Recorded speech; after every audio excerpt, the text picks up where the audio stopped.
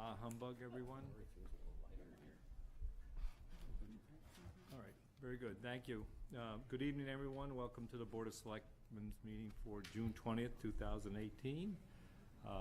Anybody, if there's anyone in the audience recording this meeting, if you could just let us know. And you three, that is. And thank you to our friends at WACA-TV. So, and I would ask, would one of the audience members like to lead us in the Pledge of Allegiance? I always ask for a volunteer. How about, they're looking, Rob, why don't you, oh, yes, no, wait a minute. Okay, go ahead, come on. I pledge allegiance to the flag of the United States of America and to the republic for which it stands, one nation, under God, indivisible, with liberty and justice for all. Thank you. Very nicely done. All right. Vision statement. Joe, do you want to read the vision statement? And then if, Yolanda, if you could do the mission statement after that. Vision statement, the town of Ashland will be prosperous and physically sound community with a full range of housing, business, cultural, educational, and recreational opportunities in a safe and attractive environment for residents and visitors. Thank you, Joe. Yolanda? And the mission statement, the Ashland Board of Selectmen is dedicated to promoting responsible fiscal management, advocating for sustainable development and growth, and providing excellent municipal services which will enhance the quality of life in our diverse community. The Ashland Board of Selectmen is committed to providing clear goals and objectives for town management and creating effective engagement and public participation with residents, state legislators, and other elected officials in order to achieve our mission. Okay, great. Thank you. All right. Is there anyone here for citizens' participation? No? Okay. And our first item, Gabe, we're not going to do Gabe's the meeting with him. So that brings up the Ashland Community Garden 10th anniversary and update. Thank you. And Hello. hi, Cynthia. Hi, Cynthia Whitty, member of the Ashland Community Gardens and founding member. We have a few slides for you tonight. Great. We're celebrating our 10th year this year, and we wanted to just let the town know about it and to celebrate. We have a few other members here from the community gardens. Sherry and Rob and Florence Sadell, Rob Newlandbeek, and Sherry Balone Rigby are also founding members. Great. So we grow food, unlike the Ashland Garden Club, but we also do contribute to beautifying the town. We feel we're a real asset to the town. We're just a block away from the center of town on a heavily used site, Stone Park.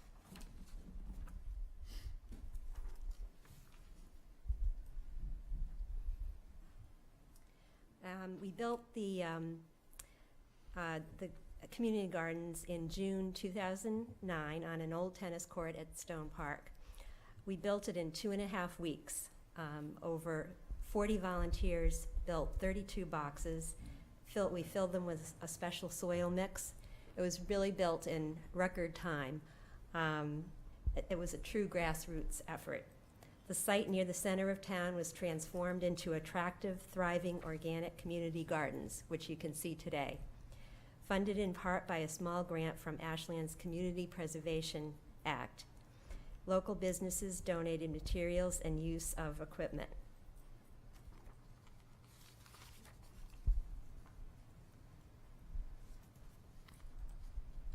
Our purpose is to provide garden plots for Ashland residents to grow food.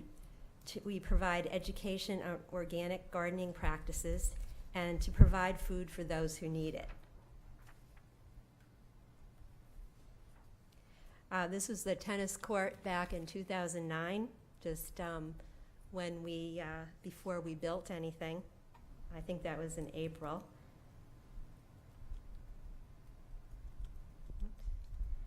A lot of planning, even though it took about 2.5 weeks to build, we did put in a lot of time planning and doing preparation for it. We conceived the idea in late 2008, and we planned during those months, and you can see we covered all our bases as far as what we wanted to grow, what we wanted it to look like, who would do what. We had teams of people, and just did an incredible amount of planning. Once we got the CPA money, we started building that, and so that's why it began in June, which is a little late in the growing season, but it worked out. All ages help build. I put notices in. At the time, we didn't have social media, so I put notices in the tab, directions, and Metro West Daily News, and we got just an incredible turnout.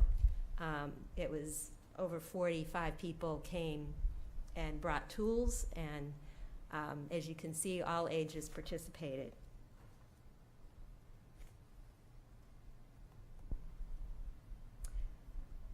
And this, whoops, sorry about that.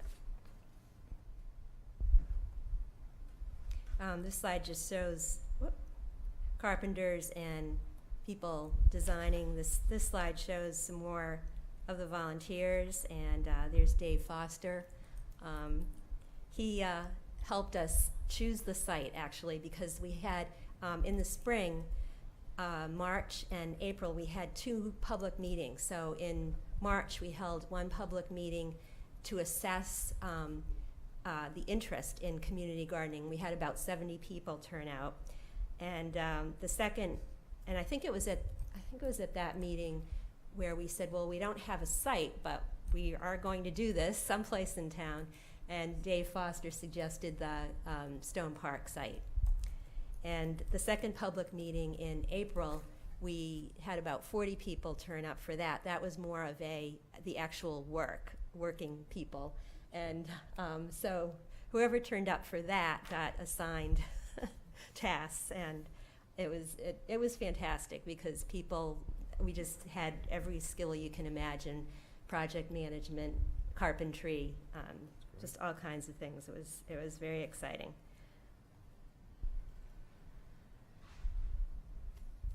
The grand opening took place in mid-July. That was the rainiest June and July, I think, that we've had. It was our garden was flooded, and we thought, oh, this isn't a great idea. We have problems, but it hasn't happened since. And that season also, we had tomato blight, and that was the potato famine blight that the Irish. And so we thought, oh dear, this is going to be tricky. But that's sort of the excitement of growing things. Every season is different. But we had a spectacular ribbon cutting ceremony, and the garden club made us a garland, about like a 10-foot flower garland that we cut. We have a total of 56 4-by-10-foot garden beds, 18 in-ground beds, 38 raised beds. There's one double bed for growing food for the Ashland Food Pantry. Our wait list ranges from 10 to 25 residents a year. We don't heavily advertise because we can only accommodate so many people. There's, as I say, 56 garden beds. And I think if we, I think we could probably fill more if we had more space, but we do have a small fee that covers tools, water, soil, fertilizers, and bed frame replacement, which Cynthia, how much is the fee? $30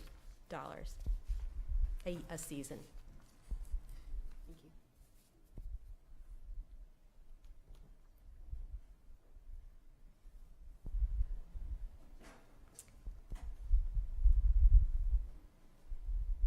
So today we're growing vegetables in all the garden beds. Here's a picture of the completed beds, and you can see the gazebo in the back there. It's just a beautiful spot. We've purchased a shed. We painted a mural on it. We established a certified monarch butterfly way station. It's named after Lois Bennett, the Lois Bennett Garden. She helped us get that garden started. We've planted a permaculture garden with an Asian pear tree and supporting beneficial guild plantings. We did that as a project in cooperation with the Wellesley College Botanical Gardens a few years ago. And we've opened the garden to artists, which resulted in an art exhibit at the Ashland Public Library. So those are just some of the things that we've done that are community projects.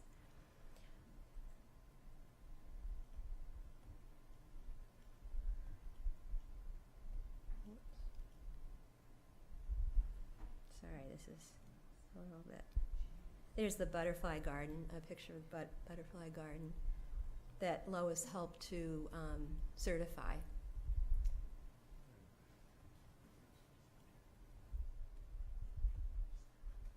And here's the permaculture garden. In 2000, or rather, this is the garden that we did in cooperation with Wellesley College. What is a permaculture garden? It's a garden that has complementary plantings. So the plantings are that's called a guild, and it supports the tree. They support each other. Oh, okay. That's interesting. Yeah, and it also refers to plants that they're not annuals or annual vegetables, right? It's Right. permaculture, like berries typically are part of that. Mm-hmm. Along the way, we've brought 100 pounds of vegetables. That should be 2017 to the Ashland Food Pantry. We grow vegetables in some common areas in that space too: rhubarb, onions, herbs for all the gardeners to enjoy. Each gardener is expected to help maintain the common areas as well as their garden bed.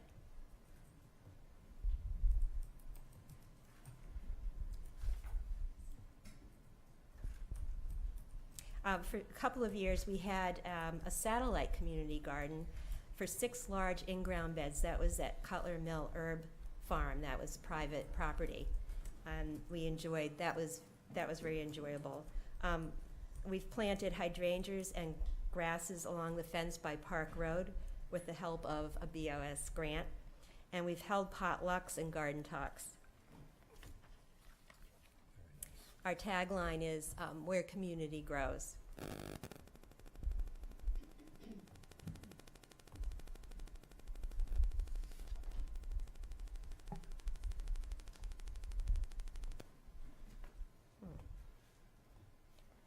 We want to, we'll be having a celebration in the gardens for those who have supported us these past 10 years.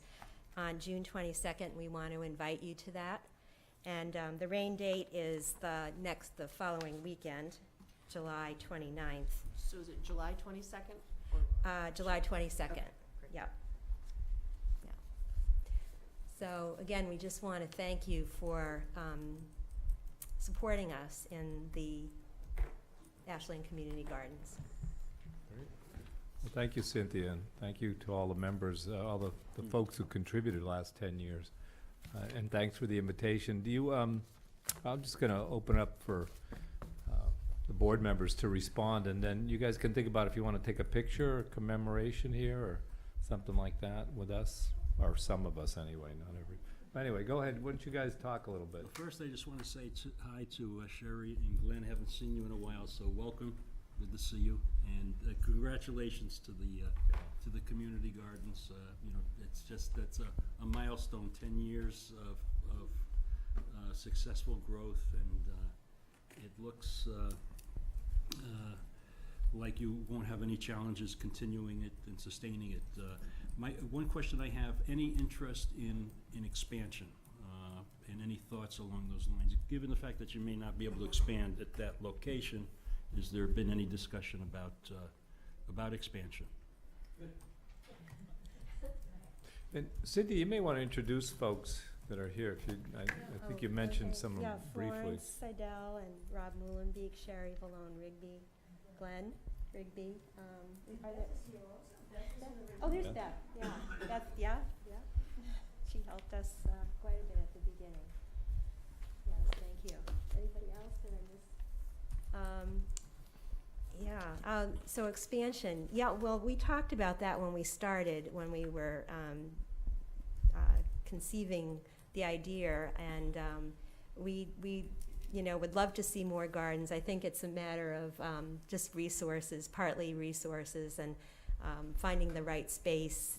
This is a good space here at Stone Park because we have water, we have access to water, we have the fence and so forth. When we had the gardens at Cutler Mill, there was a problem with critters, and we put in a fence. I think there was still a bit of a problem, but it was right down there by the water. But so there's various considerations, but that would be sort of my dream, to do something like that, to have gardens around the town, community plots around. But it does take work and coordination. And I think what happened, a few people that started up the community gardens went on to other projects like the farmers market and things like that. But it's good. Maybe someday we can expand. Good. Thank you. Yeah, thank you. Sure. Folks?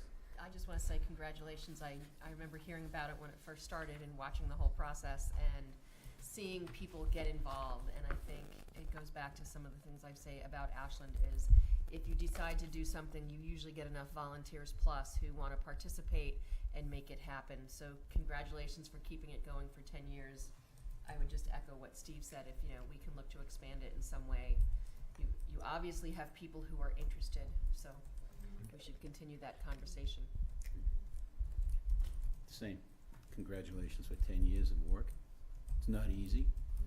Being an Ashland Day member for 33 years, I can tell you that it's just like, okay, and you see the same faces. You don't see new faces. I hope that's not the same with your group. I hope you see new faces all the time. So that way, when the bones get a little tired, you have somebody to replace those that would like to take a rest. But congratulations, Day. I think it's great. Great, and thank you. And one note, I think when the idea was first floated, it was people saying, well, we're here in the suburbs, people have their own yards, do you really need a community garden? And I think you've shown that, people really like that kind of community and coming together and growing organically, and it's really been a great success. I kind of think of it as the time when the community started thinking about things like the farmers market and kind of a bit of a rebirth, and this was one of the first things. So congratulations for all your efforts. And should we take a picture, folks? What do you think? 10th anniversary? Why not? All right, let's go. Come on, whoever's here will. Does anybody have is your generation of cell phones? Well, that works. You dress for gardening. That would be ideal. I have mine. Mine too.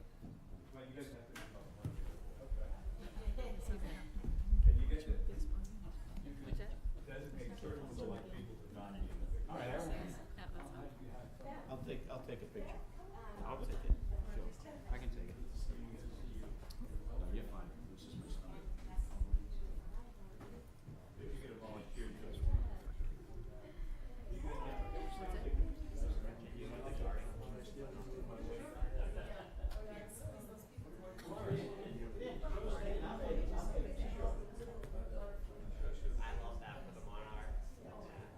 You guys are gonna have to squeeze a little bit.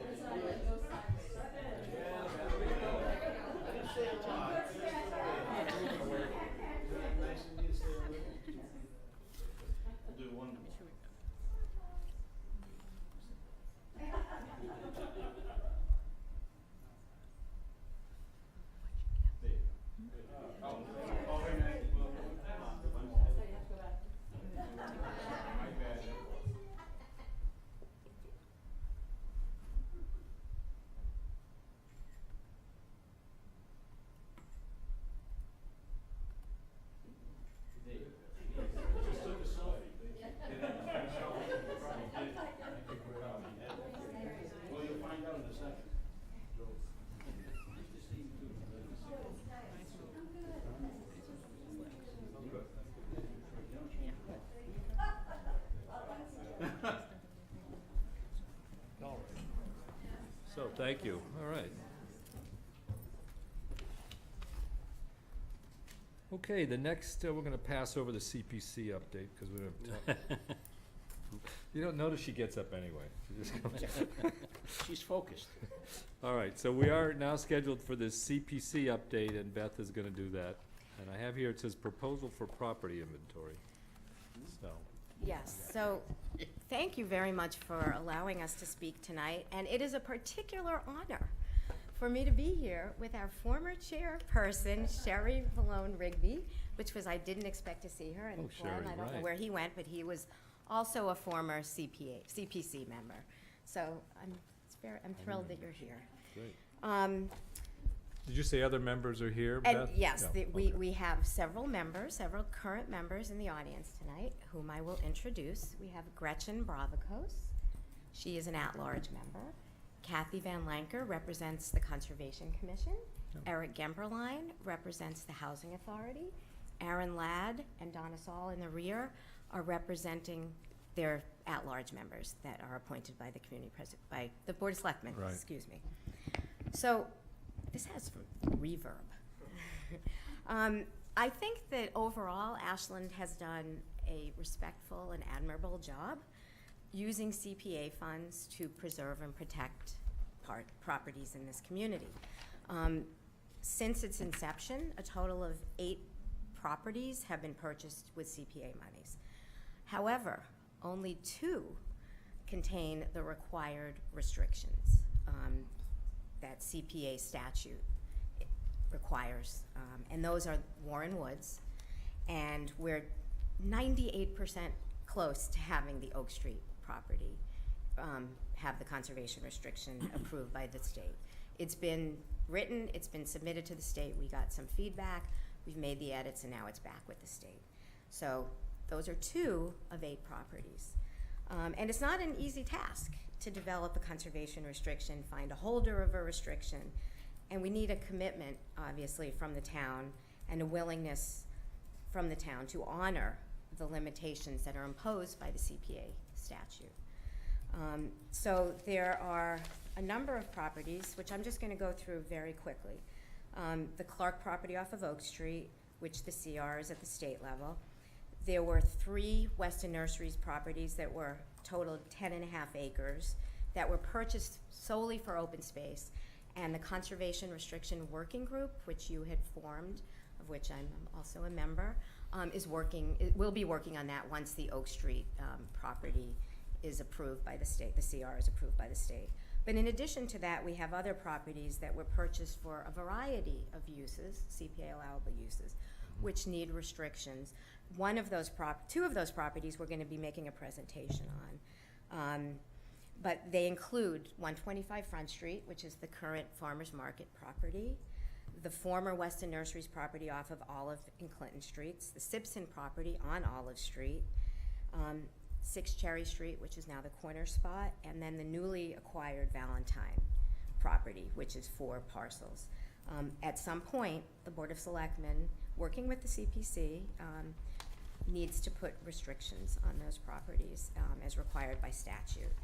Because, as Mass General Law, Chapter 44B, Section 12A, a real property interest that is acquired with monies from the Community Preservation Fund shall be bound by a permanent restriction recorded as a separate instrument that meets the requirements of Section 31 to 33, inclusive Chapter 184, limiting the use of the interest to the purpose for which it was acquired. And the permanent restriction shall run with the land and shall be enforceable by the city or town. So just as a reminder, we do have some outstanding properties that are going to need to be addressed. Well, you're gonna take care of those before you go, right? Oh yeah, they're in my back pocket. So we want to, the Community Preservation Committee wants to ensure that Ashland is fully in compliance and that the community is able to fully utilize these properties, and we're offering our assistance with the legislative requirements. So tonight, we are asking for your permission to pursue the development of a master plan for the Simpson and Weston Nurseries properties off of Olive Street that are on the Hopkinton Town Line.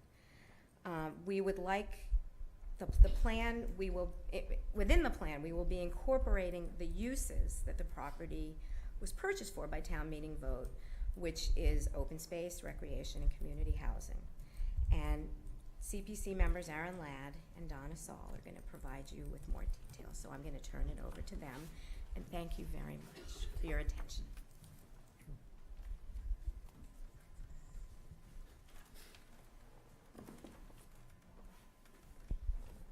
Good evening, my name is Donna Saul.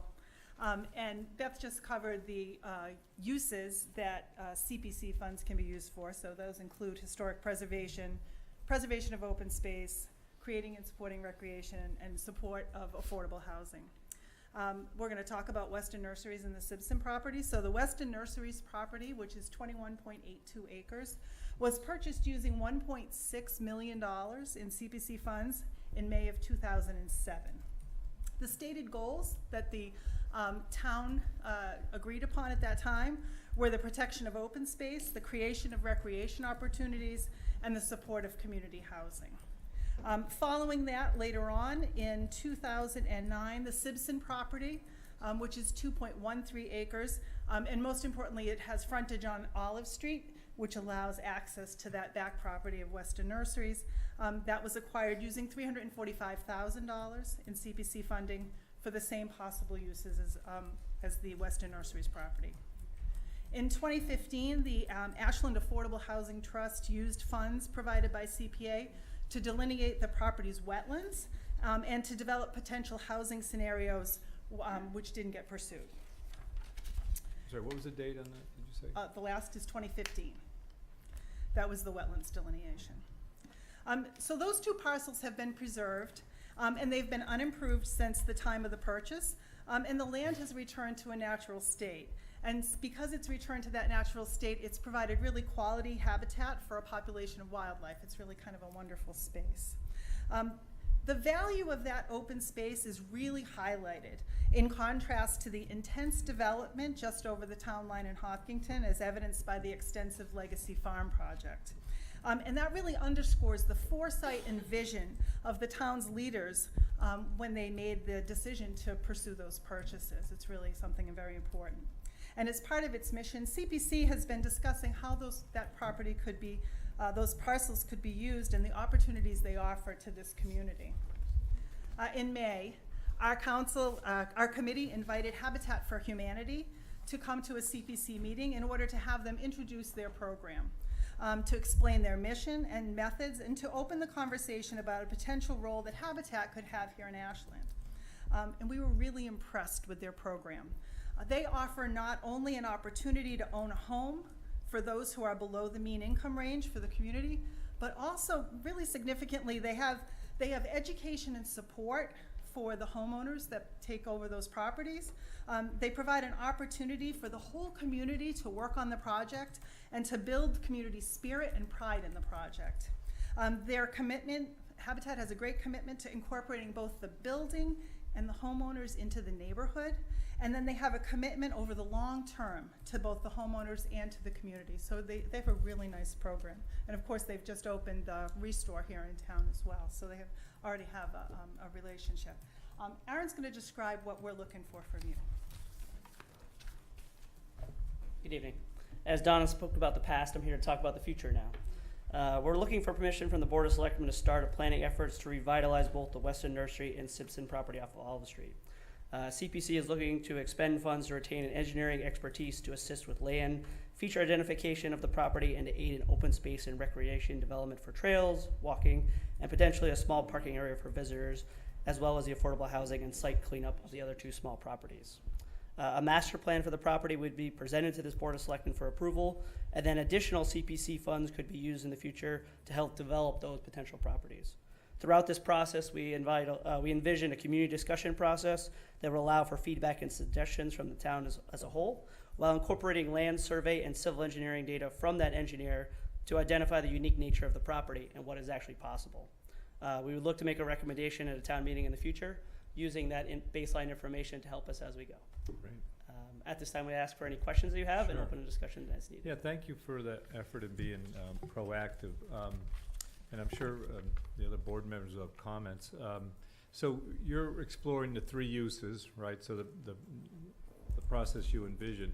And I think the thing that, you know, we've already, as you know, the Affordable Housing Trust, still, that's what we have, the trust, has been also involved. So I would think some of what the response, at least, would be that working with the trust members to put together a process as well, I think would be something that I think I would suggest. But I'll turn that over for other thoughts from board members, or?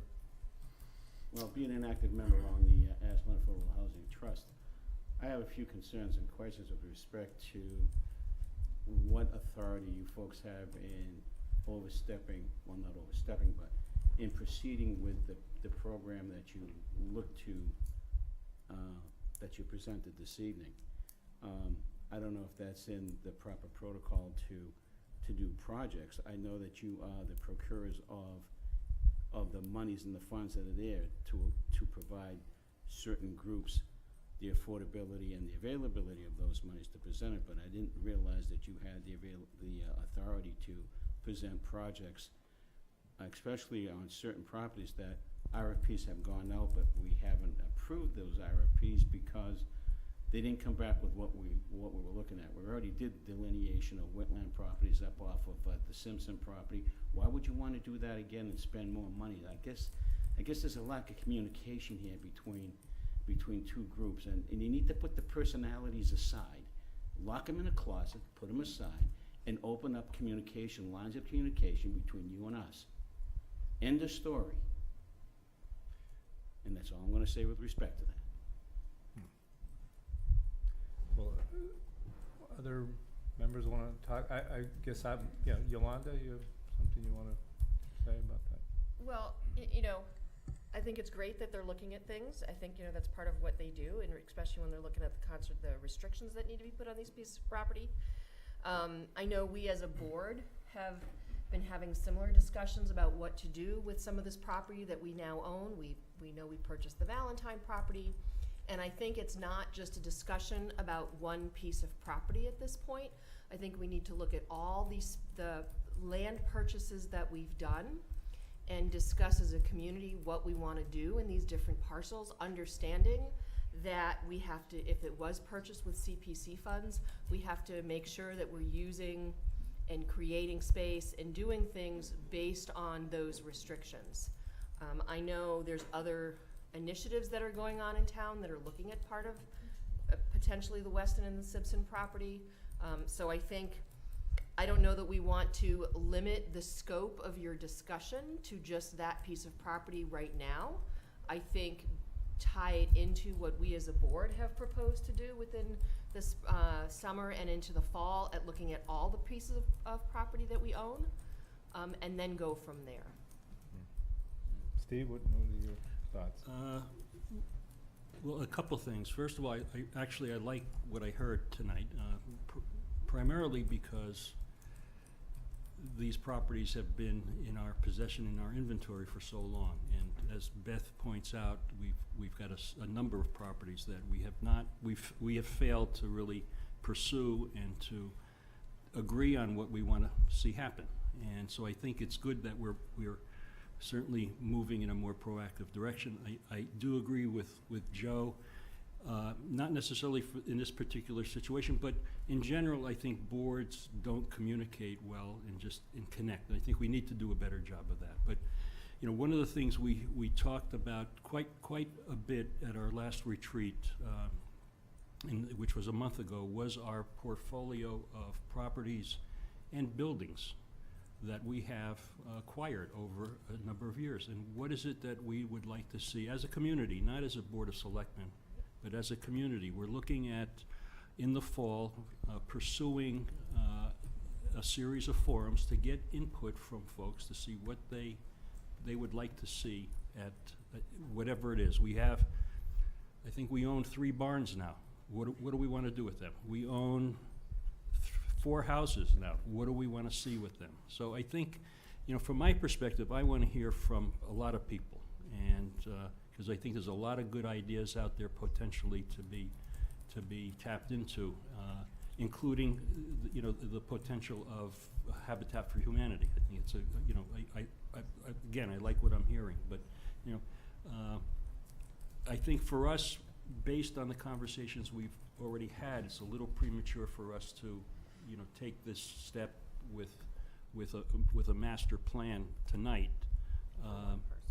And pursue, as I say, a more comprehensive look at our portfolio, if that makes sense.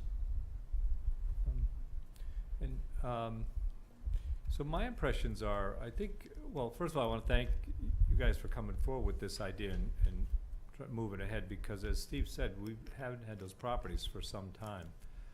And we have been talking as a board about what to do with the properties, and, we're looking at potential future acquisitions, so we do need to set up a process. So I think it's, but the one thing I'll say about this is narrowly focused on those two properties, which we do know the three uses. So I'm, I think there's two things. I think we needs to be coordination with the Affordable Housing Trust, and maybe, we could talk about how the, committee could be formed to move forward on those, because I think on those two properties, because as we do have a number of other properties, but I think it's fairly clear what is happening with those two properties, right? We have the three uses. So I'm wondering if it doesn't make sense to, form a committee just for that as they're proposing, and just move ahead focused on that.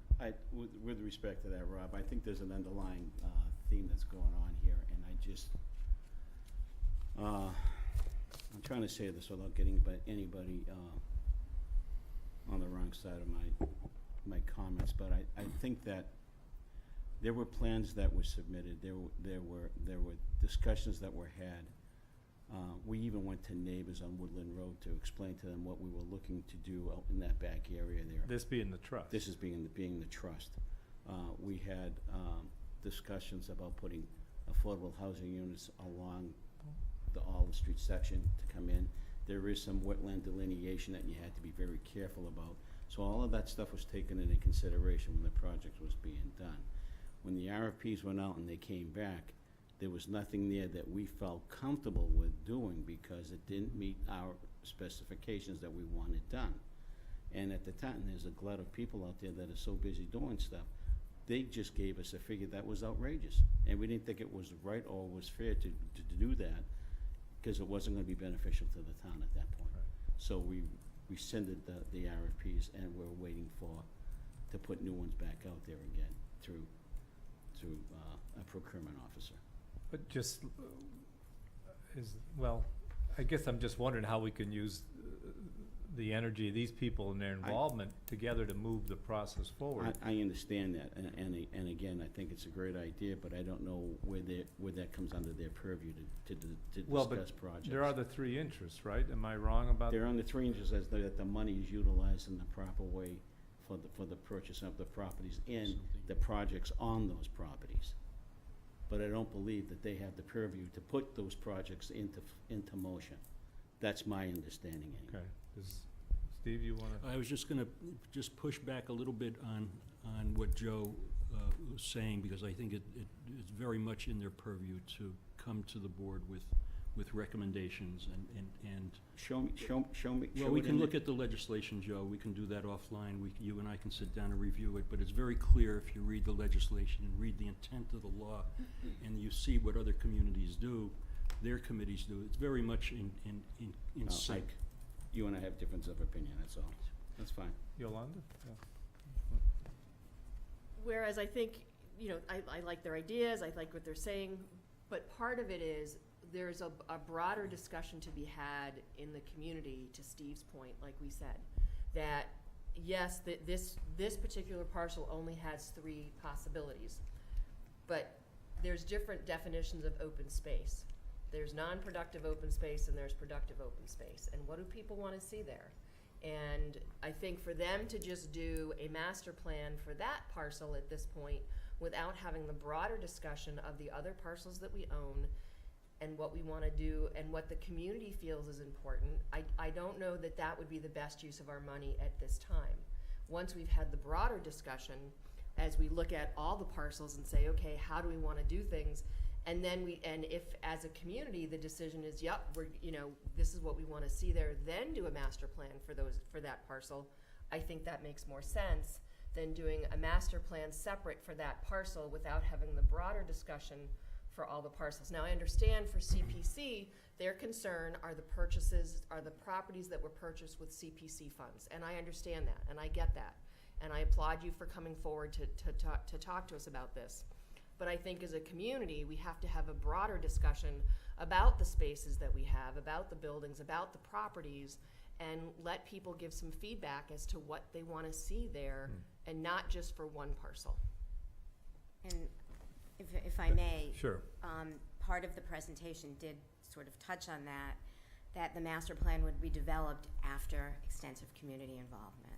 It wasn't that we would just hire an engineer to come up with a plan. I understand, and It was- that's not what I didn't get. I'm not saying that Sure. you wouldn't involve community for the master plan for this parcel. Yeah.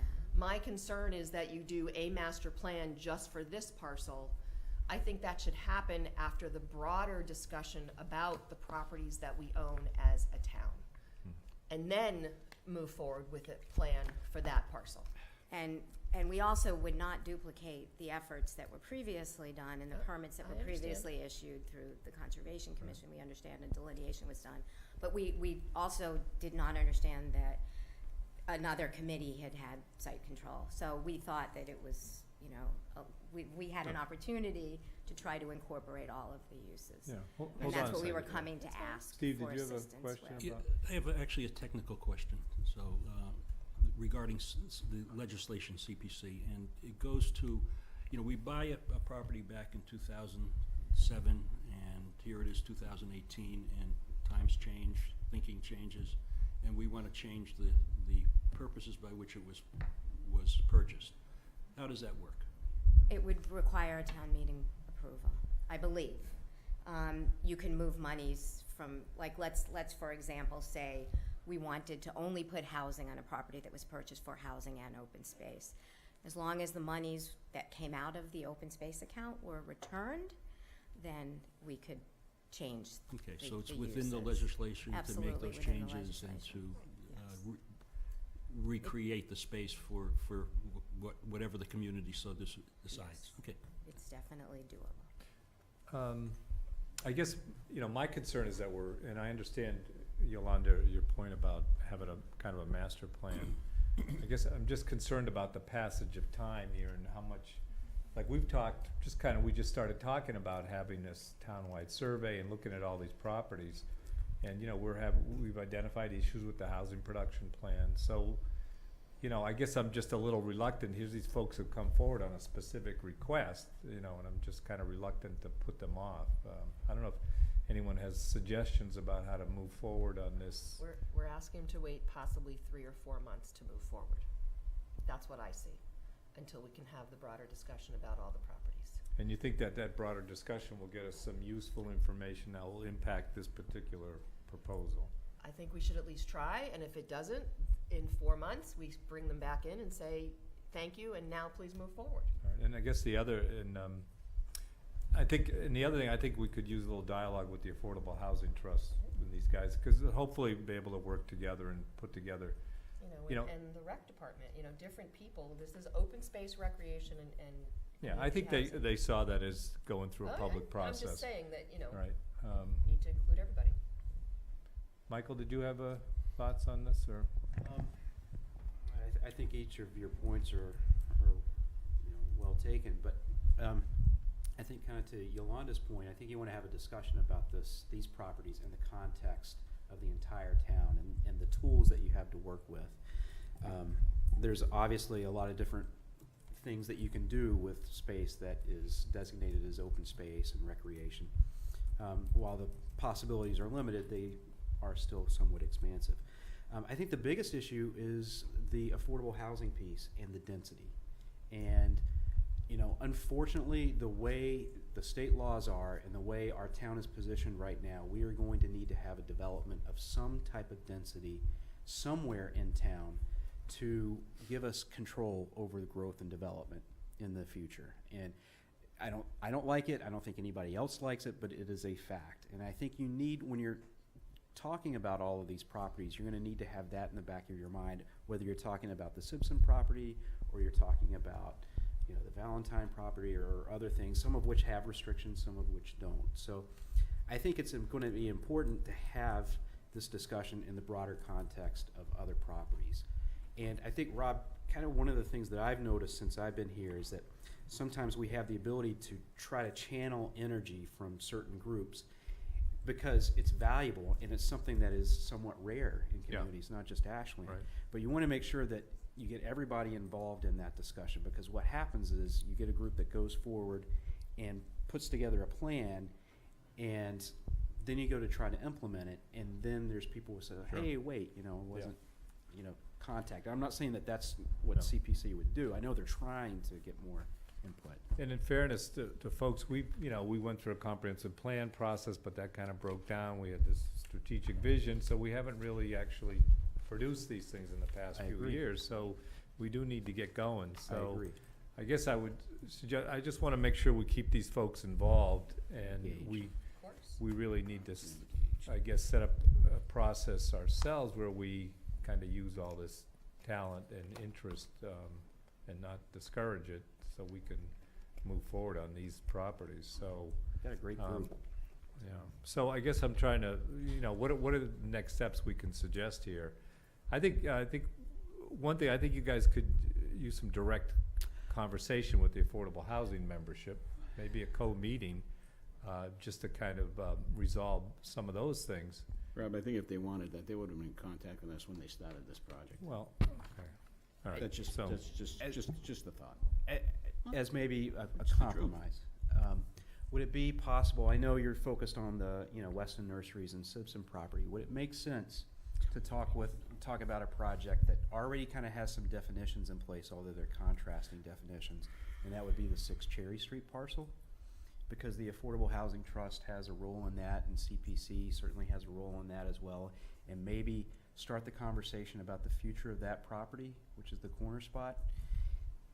And then, because I think the town has given some indications as to 1 or 2 uses for that, either affordable housing or to keep it, the way it is. And then that way you can keep the momentum going that CPC has demonstrated in trying to get some definition and some finality to some of these properties, along with a corresponding conservation restriction if necessary.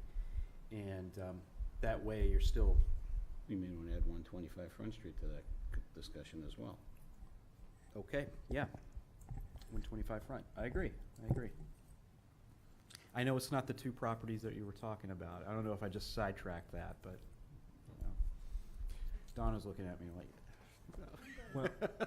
Well, My recommendation would be, as we as a board start looking at this, we include CPC to say, as we're moving forward, we use your energy for, you already said that you were looking to do some public input and some stuff like that, so let's broaden that from, the Simpson and the Western Nursery properties, and let's broaden that to all the properties that the town owns, and let's work together to create those forums and figure out when we can do that and how we can do that.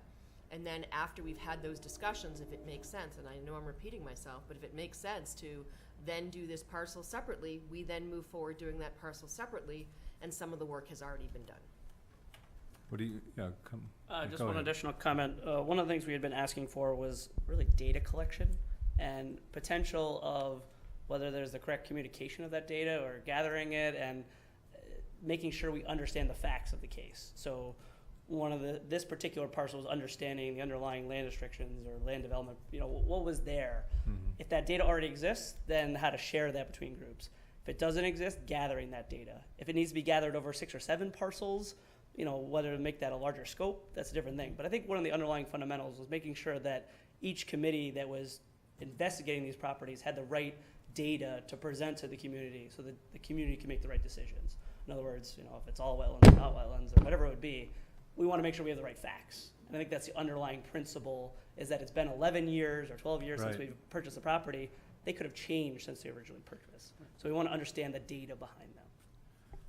All right, so Beth, so I think the proposal is that we acknowledge we need to move forward with this, and thank you for bringing this up. We're going to include your committee in the planning process. That would be a little larger in scope, I think, at least initially, and then focus on the parcels, from that focus on the parcels that you think should be focused on. And I agree, it's probably those two, because I think we're overdue for moving forward with that, certainly. So does that sound like something you can work with and we can move forward on? We can discuss it at our next committee meeting and take a Sure, formal vote. okay, great. Well, thank you. Is that your presentation, Beth? Is that, okay. All right, thank you for coming forward with Thank you. that. Thank you. Appreciate it.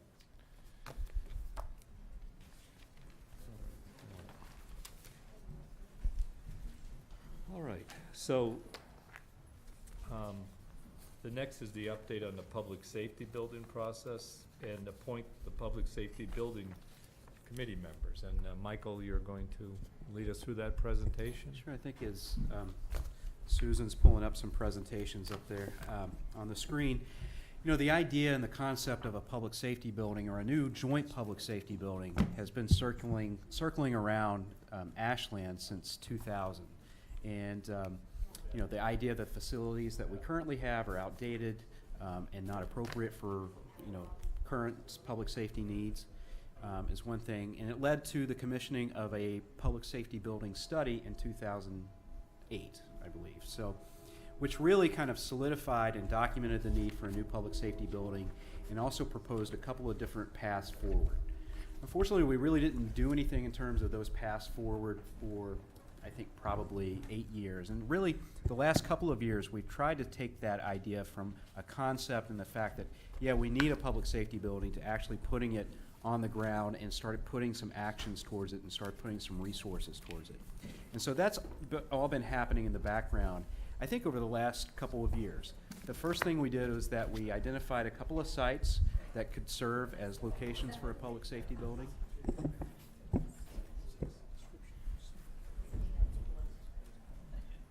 Just let everybody get in here. Yeah, that's probably a good idea.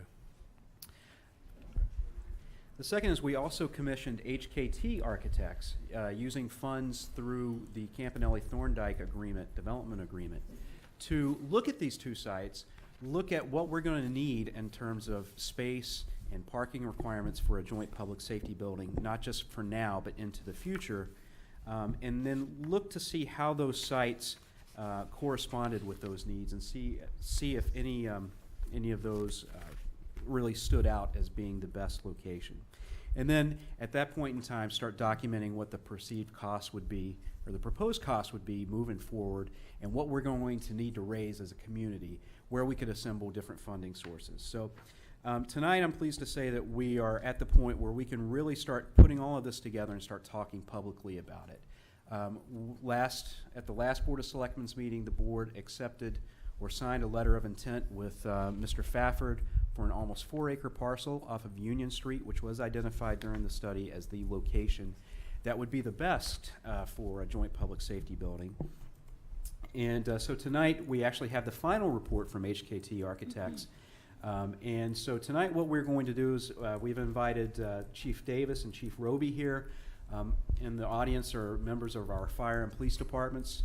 I think helps demonstrate how important it is for their working conditions and their careers. And then, so they're going to give a couple of presentations as to what the current conditions are and why we need a public safety building. And then we have HKT Architects, Janet and Amy, who will be giving a presentation on their process that they use to identify the two sites, what they use to identify the programming elements, what those programming elements and what those needs are going to be, and then I can talk about the next steps moving forward. So without further ado, I'll turn it over to Chief Davis, who can start us off by demonstrating the current facilities and their inadequacy, I think is the polite way of putting it. I hope so, if I can make sure I know how this works. Good evening. And, Good evening. and first of all, I want to start off on behalf of Chief Roby, the men and women of the police department and fire service. We want to thank you for your support for the land acquisition for this project. We feel it's a tremendous, tangible step forward for this long overdue project. I also want to take a second to thank Town Manager Michael Herbert and Assistant Town Manager Jen Ball for their dogged pursuit with the landowners and working through this and keeping their eye focused on how important of a project this is to not only public safety in the community, but for the community at large. So I want to thank you all for that. This has not been a new issue. This has been going on for decades, if not generations. When the police station was built in 1978, the fire station built in 1928, the police station quickly became obsolete. It was really built for a police force back in 1978 that had 18 officers, 1 chief, 3 sergeants, all male. The department has certainly grown and diversified since then, and we hope to in the future, but the current facility will not support that growth, will not support current police practices and best practices and trends, nor is it a safe facility. It's been written back in 2008, as you see quoted, the current public safety facilities are inadequate and obsolete. Well, like tuna fish, we're not improving with age, these facilities. So, and that was not the first study. In the year 2000, the Board of Selectmen asked then Chief Melnick to commission a study, and they hired Kessel and Boos architects to conduct a needs assessment.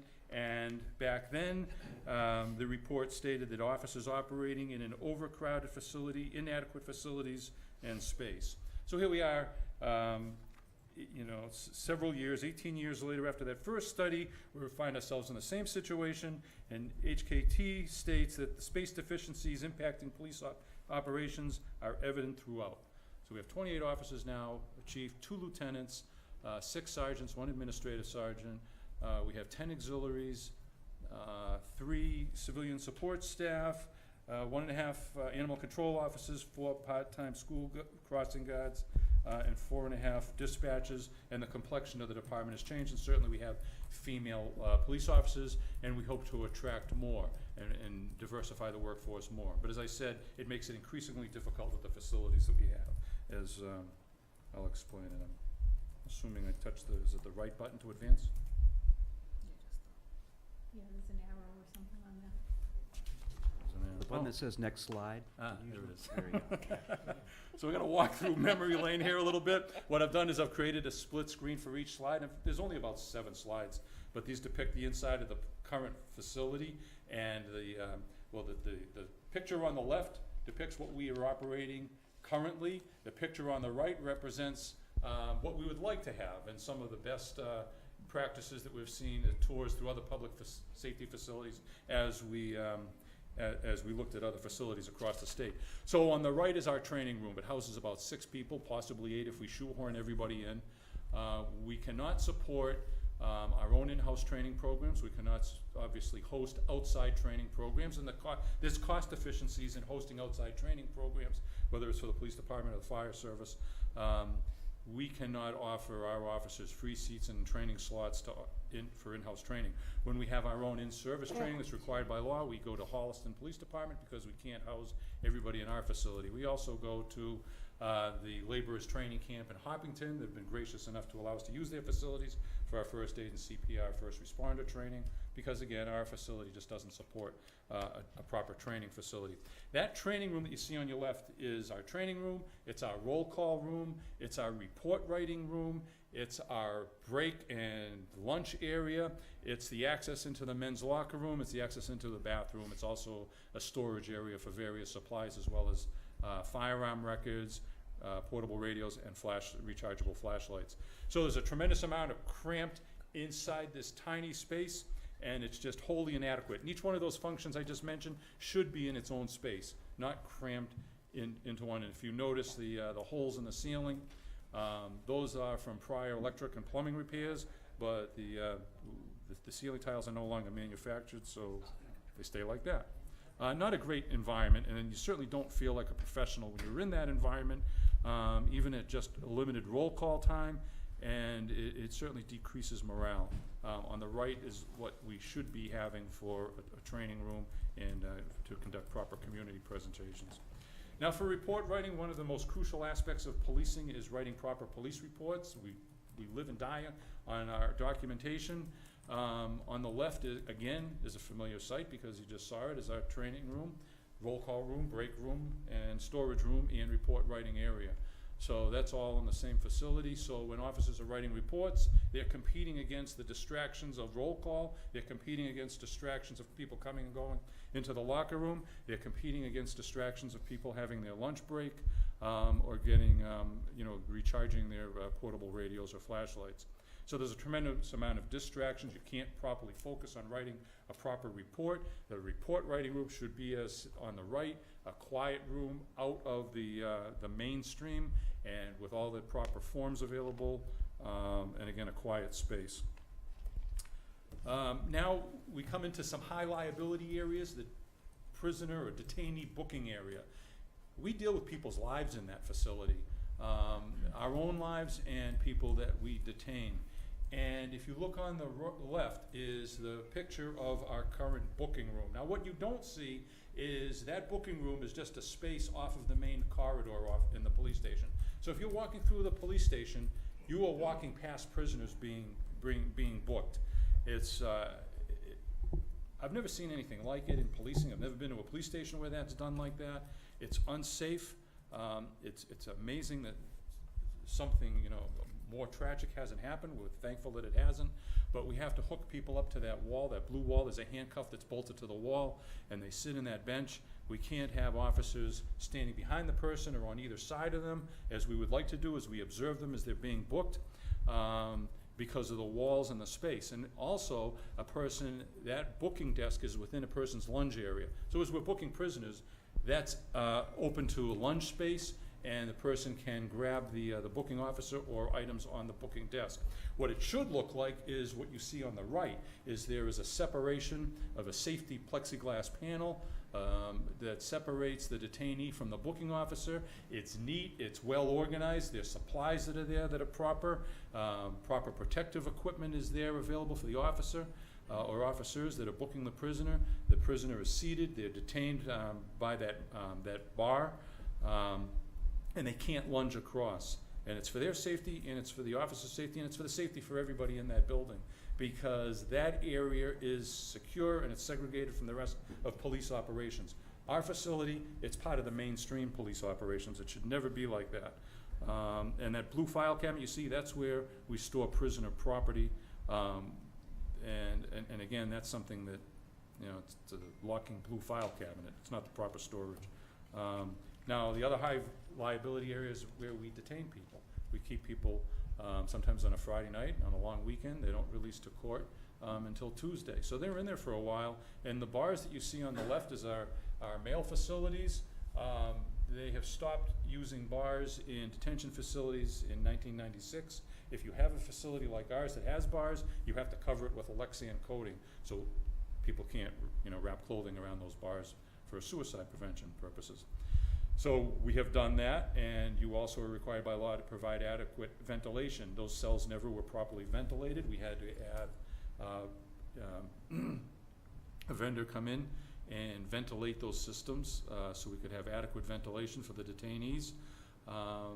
And the video cameras are mounted in the ceiling on the wall, on the opposite wall, so that the cameras are shooting through Lexan with the glare, and they're shooting through those bars, and they give a horrible picture.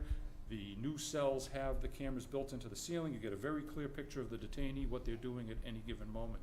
And there's also in-cell phones, so you don't have to take the detainee out of that cell and have them make phone calls. They can do it right from within the cell. Now the middle door, the wooden door, and this is like from Andy Griffith days, but this is where we detain females and juveniles, a swinging wood door. Now we had to cut the openings a little wider so you could actually see in there, because that was how it's constructed. A few years ago we made that opening a little bigger for viewing purposes, but you should not have a door that swings like that when you're trying to place a detainee in a cell and you're trying to struggle with a door that swings like that. And I'll show you another picture what's behind you as you're struggling with putting a detainee in that door. On the right-hand side is what the cell should look like. It's a clear Lexan panel. In the middle of it is an open, a panel that swings open so you can slide medications in, you can slide food in, you can communicate clearly without opening up the cell door. And again, the video system and audio system is built within the cell, not outside of the cell. On the other side of that, what you didn't see, well, you see the wooden door there, but as you're placing a detainee into that cell, your back is facing shelving with evidence processing equipment. Now that should be in a separate area, as you see on the right. That's what an evidence processing area should be. So you come in with your evidence, you lay it out on a counter, you package it properly. You might have biological evidence that has to have certain packaging requirements and drying requirements. We can't properly do that in the facility that we have there. Plus, you're placing a detainee in that hallway, and that is certainly within their lunge area. But there's no other area in the police station to store those supplies, and those supplies are obviously crucial to package evidence. So that's a high liability area, it's a high risk area, and it's certainly not working properly for us. The dispatch center is another high risk area. Obviously that's where our 911 calls come in. And on the right you see what it should look like. It should be separate, should be a quiet space with no distractions except for what's going on in that communication center. Our communication center is on the left. It's a counter that will only allow 2 dispatch set points, 1 primary and 1 backup. And it is also where the day-to-day business of the police department is conducted, because that is where all the schedules are, the work schedules, the front desk is, the people are coming and going. The records room is off to the right of that dispatch console that you can't see. The sergeant's office that we had actually constructed just a few years ago, it was never there, we made a sergeant's office, is behind that. So we have all these facilities that are crammed into a dispatch center. The dispatch center was never designed for today's technologies. And it's just really sort of a makeshift communication center that's not secure, it's not segregated from the rest of the operations, and it's certainly not free from distractions. There's a lot of coming and going in that area. So this is sort of a collage to emphasize the point that our space just isn't working. So the top upper left is obviously, our current facility, 137 Main Street. And in order for us to gain a proper evidence room, I had to move out of the police station and move into leased space at 91 Main Street, which is the next, the photograph on the upper right. In order to have an interview room in the police station, because the police station was built without an interview room, I had to relocate 3 people that were sharing one office and move them over with me. So an evidence room and an interview room, 2 basic functions of any modern functioning police departments, that were never designed in that facility. We had to create out of 2 offices. Myself, 2 lieutenants, and my executive assistant had to relocate into a lease facility right next door. So we're leasing that space because we no longer fit in the facility. It's also the town's emergency operations center. And when the power goes out at 91 Main Street, because it's not part of the emergency, public safety facilities, we have to wheel out a portable generator, just like a homeowner would do, and hook it up with an extension cord into our building and power it up. And we've had to do that this past winter. We have one, it works, but it's not really how we should be conducting public safety business in this town. Now on the left, the lower left is where because we were never built with a female locker room, that is the female locker room. That construction trailer that's about 8 years old, it's coming to the end of its useful life soon. That is where our female employees have to go to change. So we expect them to leave the building, walk outside, and go into that trailer, change, and then come back in and attend business to the police department. Now we're trying to recruit females into the police department. We're trying to retain the ones that we have. We're trying to recruit other members from other police departments to come to Ashland. It's a very difficult sell when you tell a female that, oh, by the way, you have to go into that trailer and change because we don't have the facilities for you. And especially, in February. It's a very unpleasant, task to expect people to do. And it also sends a hell of a message that, you know, they're segregated from the rest of the workforce. Next to that is a trailer, a construction trailer, that houses some of our supplies, because there's no storage. The police station does not have a basement. It's limited storage in the attic. So the only other space is we had to buy a trailer, a metal trailer. So that houses some of our supplies. It's in the backyard. It's next to the female locker room. Now, the other building next to it may look familiar because it's the Ashland Fish and Game. So why is that picture up there? Well, we don't have a shooting range or a training facility in our police station, so we have to depend on the Ashland Fish and Game and their good graces to allow us to go down there several times a year for our officers to qualify with their handguns. So we're beholden to them to allow us to go to their facility and shoot several times a year because we don't have anything in our facility to allow that to happen. Obviously, it's a high risk, high liability function of ours, is our handgun safety and handgun, you know, marksmanship, but we have to depend on another facility. So what that does is, A, we're beholden to that facility, but not only that, the officers are less likely to train as often as they should if it was built in their own facility. Now, the picture next to that, because we don't have meeting space in the police department, we use the substation at Market Basket Plaza for our meeting spaces, for public meetings. We have this, you know, assortment of structures that we have to use to make life work for us. So if anybody thinks that that building at 137 Main Street is a suitable police facility for modern police operations, has never been in there. It just doesn't work. It hasn't worked since the year 2000, when the Board of Selectmen asked the chief to have a needs assessment study done. It hasn't worked in 2008, when MMA consultants came in, and it's not working in 2018. So again, I want to thank you all for your tremendous support in this huge step forward, and I will turn it over to Chief Roby. Thank you. Thank you. Thank you, Chief. Thank you, Chief.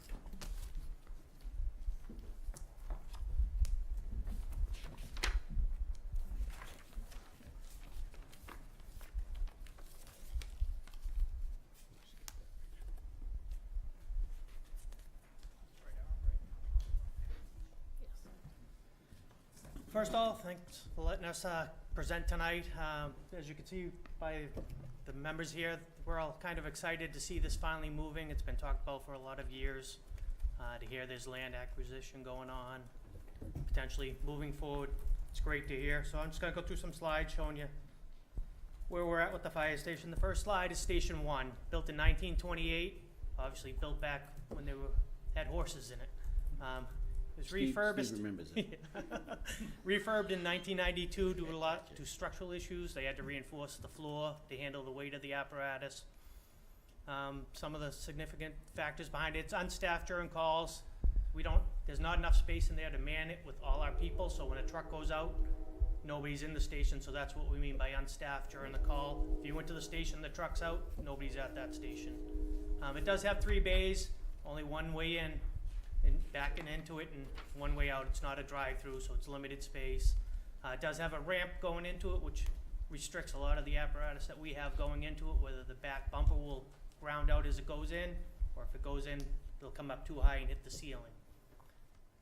Like the tower would never fit in there. Another issue is it's right next to the railroad crossing, so a lot of times we go on a call out of there, you'll hear over the radio being delayed due to the train. It has no decontamination facilities. Basically, standards have changed. You're hearing a lot in the news lately about the cancer and firefighters and stuff. A lot of it is when you get back to the station, when you get off the truck, you want to get into a shower, rinse your gear off. You want to keep your gear clean. Well, we currently don't have any of those facilities. And you'll see in some of the slides, our gear is stored right next to the trucks, which is exposed to the exhaust and everything else. And Station 1 itself has had a lot of flooding issues over the years. Totally flooding up into the first floor 1 year and lost all our electronics and everything in the basement. Station 2, built in 1988, was a donation by a builder in town. It does have 6 bays, but it wasn't really designed to be our main station, so it doesn't have the space in it. You'll see the apparatus bays are very narrow in comparison to today's. We have to store equipment in between the trucks, limiting getting in and out of the trucks.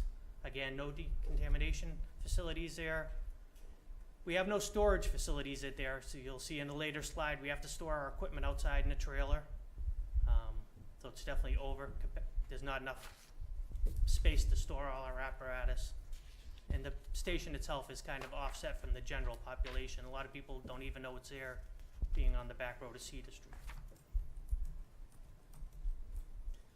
So this shows our downtown station with the old apparatus in front of it, which is, in that picture looks like there's plenty of room. But if you look on the left, that's an older apparatus from the 1940s next to one of our trucks, which is only 1 to 2 years old. And you can see there's quite a difference in size. There's today's truck pulling out of that station, and it shows you there's very little room in between the mirrors and the side, and we have to keep the mirrors in tight on that truck. Those aren't out like a normal truck would be. Otherwise, we would be replacing them constantly. Again, there's a view on the left is our station showing you what the clearance is like on top. You can see from the roof to the ceiling, there's really not that much room. The station on the right is a newer station. You can see there's a lot more room. There's wide walkways, lots of space above them. This one shows the storage at Station 2. So outside we have to keep our dive truck, our pickup truck.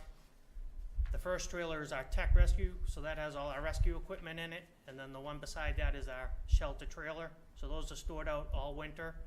The shelter trailer actually had to be replaced probably about 4 years ago after snow caved it in. And then on the right is a storage trailer we have out back of the Cedar Street station. That's where we have to keep all the spare equipment, hoses and stuff like that. This here shows you how tight it is at our Cedar Street station. That's between the truck and where we store our equipment, our gear, turnout gear. But it also shows you our turnout gear stored next to the truck. In today's standards, which is more on the picture on the right, is a separate room where your gear hangs, so it's cleaned and it's hung, and that actually, those rooms have negative pressure to take out any toxins or anything like that, because they believe a lot of the cancer that firefighters are seeing today are because it's in our gear and we're not cleaning it. That's why we recently put in the washers a couple years ago, and they're also looking at the way we store our gear in the stations.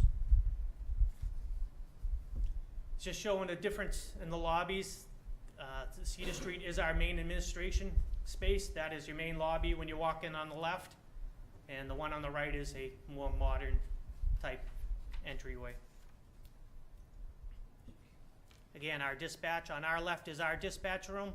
So you can see our 2 dispatchers. If we had 2 dispatchers in there, could sit in those 2 chairs. That's as much space as you got there.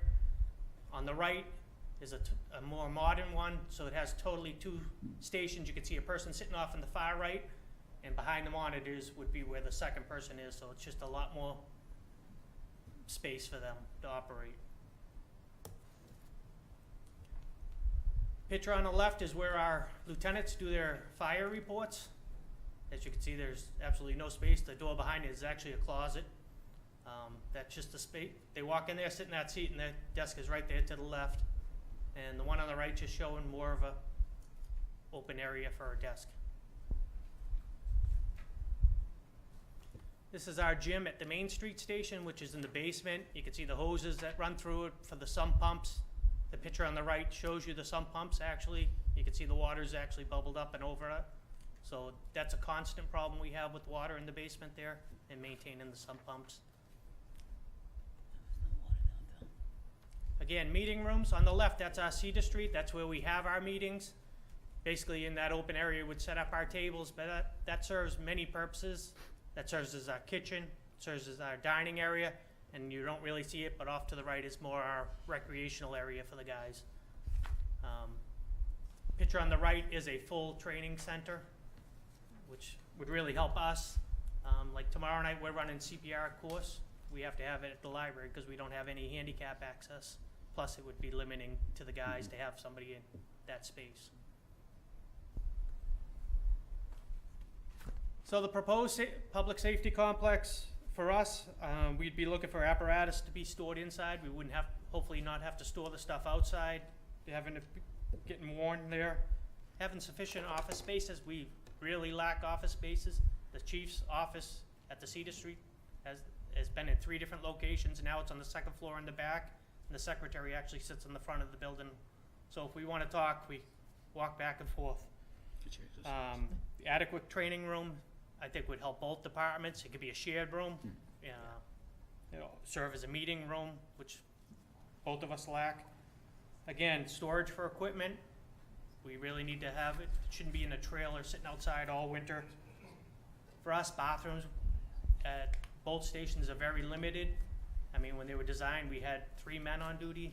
Now you can have up to 5, 6, plus male and female. And then the biggest thing is the standards changing, having dirty areas versus clean areas. Stations are built nowadays. You don't walk from one area. You're not in the garage looking at the dispatch room, looking into an office. They have barriers to prevent any ventilation issues, exhaust getting back and forth. So again, thank you for your support in this. Sure. Again, we're really excited to see it moving. Great. Thank you. Chief Roby. Thank you. Chief Davis. Michael, did you? No, I just, as Susan pulls this up, I'd just, like to ask Amy Dunlap and Janet Slamenda from HKT Architects. They're going to come up and they're going to give you a little background about themselves and HKT and the work that they've done in the past and the experience that they have in the past, because I think that's very important when you start vetting the information that they present. And then they're also going to talk a little bit about the process, the site that was selected and the programmatic elements, and then get to an opinion of probable cost. All right, thank you. And just before you start, I just want to add my a little bit of information from history when I first ran for selectman in 1995.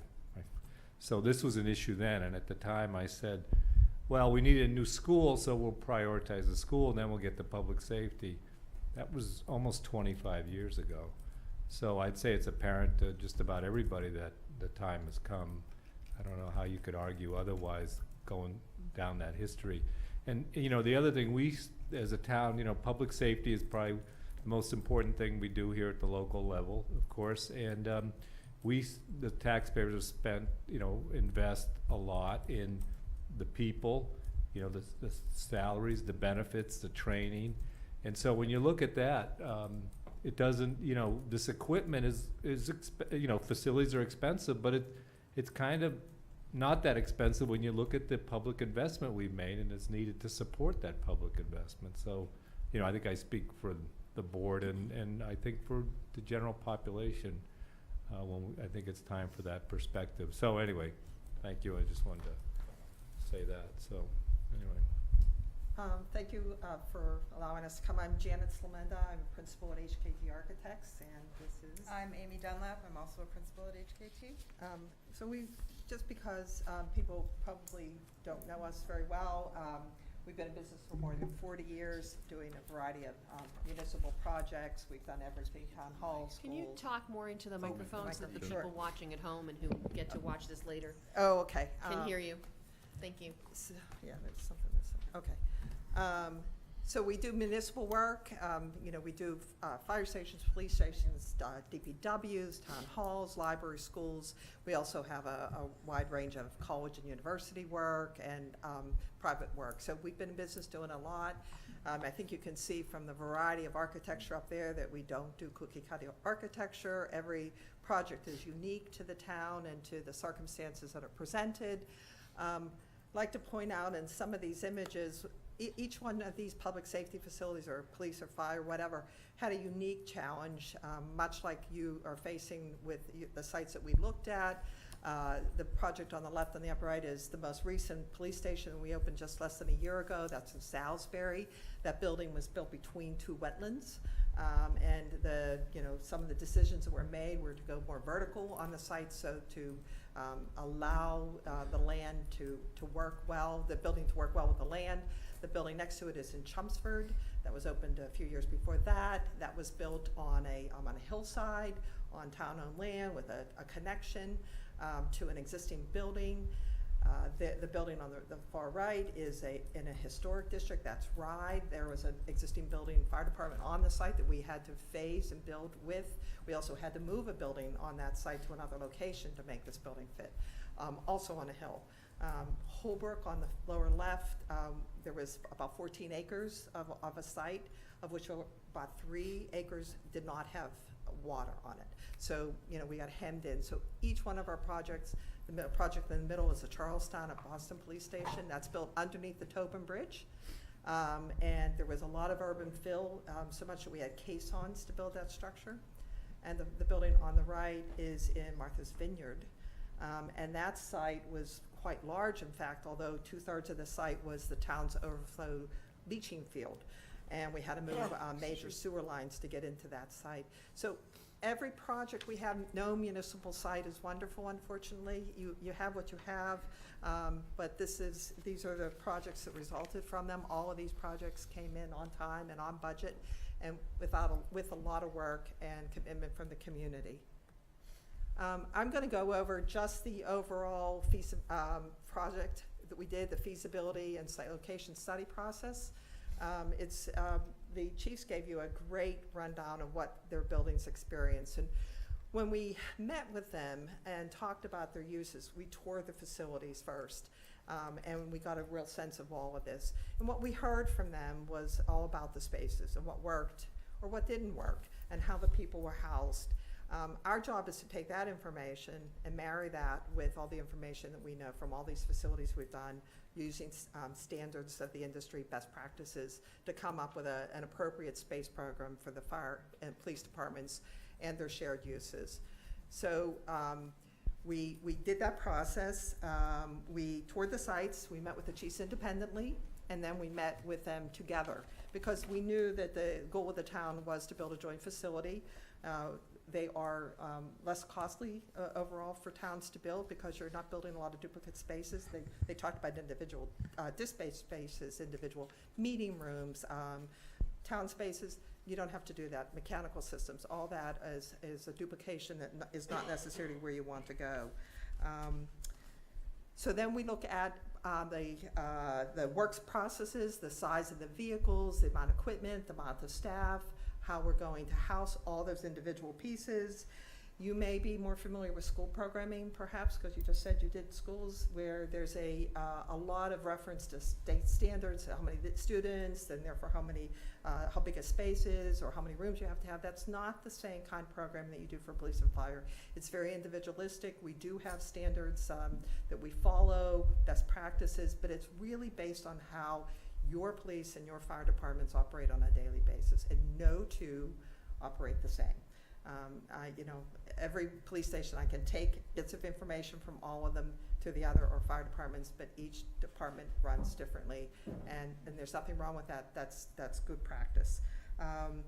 So we presented to them different options. We had a lot of visuals for them, buildings we've done, sketches that we looked at. We put those all together for them, and then edited versions became our base program. After that, we did site evaluations of Union Street and MBTA site. We were working with PAR Corporation, who are civil site engineers, and they're also our geotechnical engineers, wetland scientists, civil structural engineers, and they were really the key leads in looking at the two sites on Union Street and MBTA. And PAR is very familiar with complicated and compromised sites. They have probably had, in the last 10 years, done over 30 municipal projects, and two of their most recent projects included sites with wetlands replications and challenging hillside conditions. So they are very familiar with those sites. Their basic review suggested that there were no constraints which made either site, through either of the sites, out. So that was very good news. Although they did point out the limitations of both sites, whether it was the size or the topography or the location being a prime one. After we did that, we actually did test fits for the combined facilities. We were not charged with doing detailed plans of each of these buildings. We were looking at major building blocks, making sure the adjacencies were correct, the things the chief were talking about, how the vehicles drove through the buildings, rather than having to back up. We were looking at all those kinds of relationships critical for operations. We used our civil engineers to talk about the sites, especially the topography of the sites, to see how they worked. Again, most concerned about making sure that the relationships work for operations. For instance, in the police department, it's really important that the communication dispatch is on the same level as detention, because in smaller departments, there's not someone necessarily sitting back there, but they do have to make their required checks on the cells and things like that. So having them on different floors, which we see in so many police stations, is a real problem. So there were things that we were restricted to. Obviously, the movement of the fire trucks on any of the sites was critical. We had to find a grade where those vehicles could move out efficiently. So the civil engineers were looking at moving in and off the site, where there are going to be retaining walls, where we're going to have a lot of cut and fill, and how were any of those factors going to impact the cost of the project. Following that, we did a site evaluation matrix. And we do a lot of these for towns. It's a way of looking at the sites very objectively, using a number scoring system. And we have, standard issues of location and accessibility and site features, environmental issues related to the site development costs and availability. Those are the primary categories, and each one of those categories was subdivided into multiple subdivisions. And each one wasn't afforded the same amount of points, because obviously location was critical in this town with the railroad crossings and the size of your town. That was one of the most critical features. And the sites were not that different for total points, but the points where they did differ dramatically were in location. And that's why, in the end, the Union Street site rose to the top pretty quickly. It had all the features of location that were really critical to the departments. From that, we did a cost analysis, an opinion of probable cost. We used a professional independent cost estimator, and we gave him all the descriptions of the building blocks and the site features. We gave him heights of the buildings, materials, circulation ideas, all those kind of things. This is what he does for a living. He does municipal architecture all the time. We've been using him for many, many years on all of our projects, and he's very accurate, and he can work for really diagrammatic projects because he knows how we design and what our expectations are. He put together the hard cost and the soft cost for the project, and because we're so early on in this process, we used a straight 25% soft cost factor. Soft costs can be anywhere from 20 to 30%. We picked the middle cost at 25%. We also carry design, construction, and owner's contingencies, and the design and construction contingencies were carried at 15% of the total. That number begins to drop as the project becomes more detailed. And then the owner's contingencies always stays as its own number at 3%, so that the owners can change your mind, add something. Something comes up, you want to have projects that have added whole departments during design, and we had to come up with money to pay for that. So an owner's contingency is carried. And then the last factor that it was a big important thing is escalation. This project was estimated last year, so already we're seeing escalation factors. We're carrying about 4% per year, so for every 6 months at 2%. So every time you delay making a decision or push off making a decision by 6 months, you're adding 2% to the cost of the project.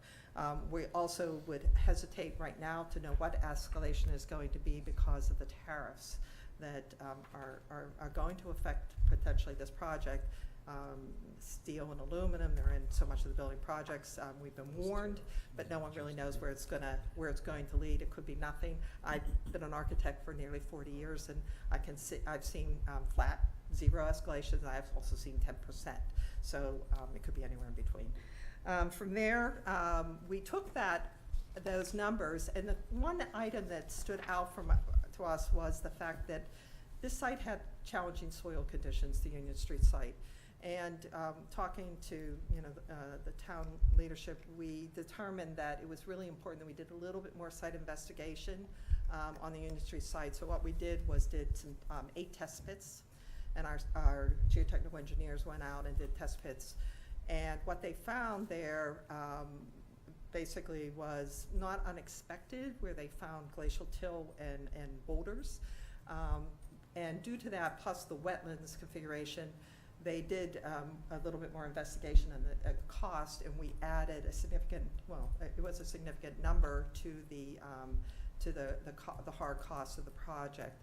We have been carrying about a suggestion of $500,000 to $1 million for the site work, and by the time we were done with this process, we had added $1.55 million to the project because of the site.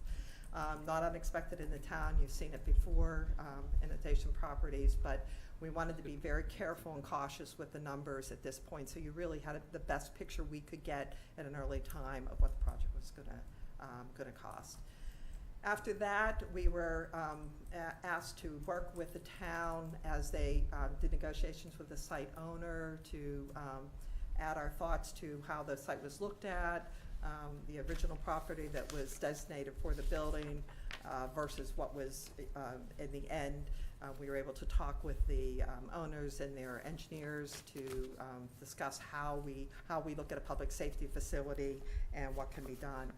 In the end, the site is this site on Union Street that's outlined in the red, and it does change topography some 40, 50 feet from 185.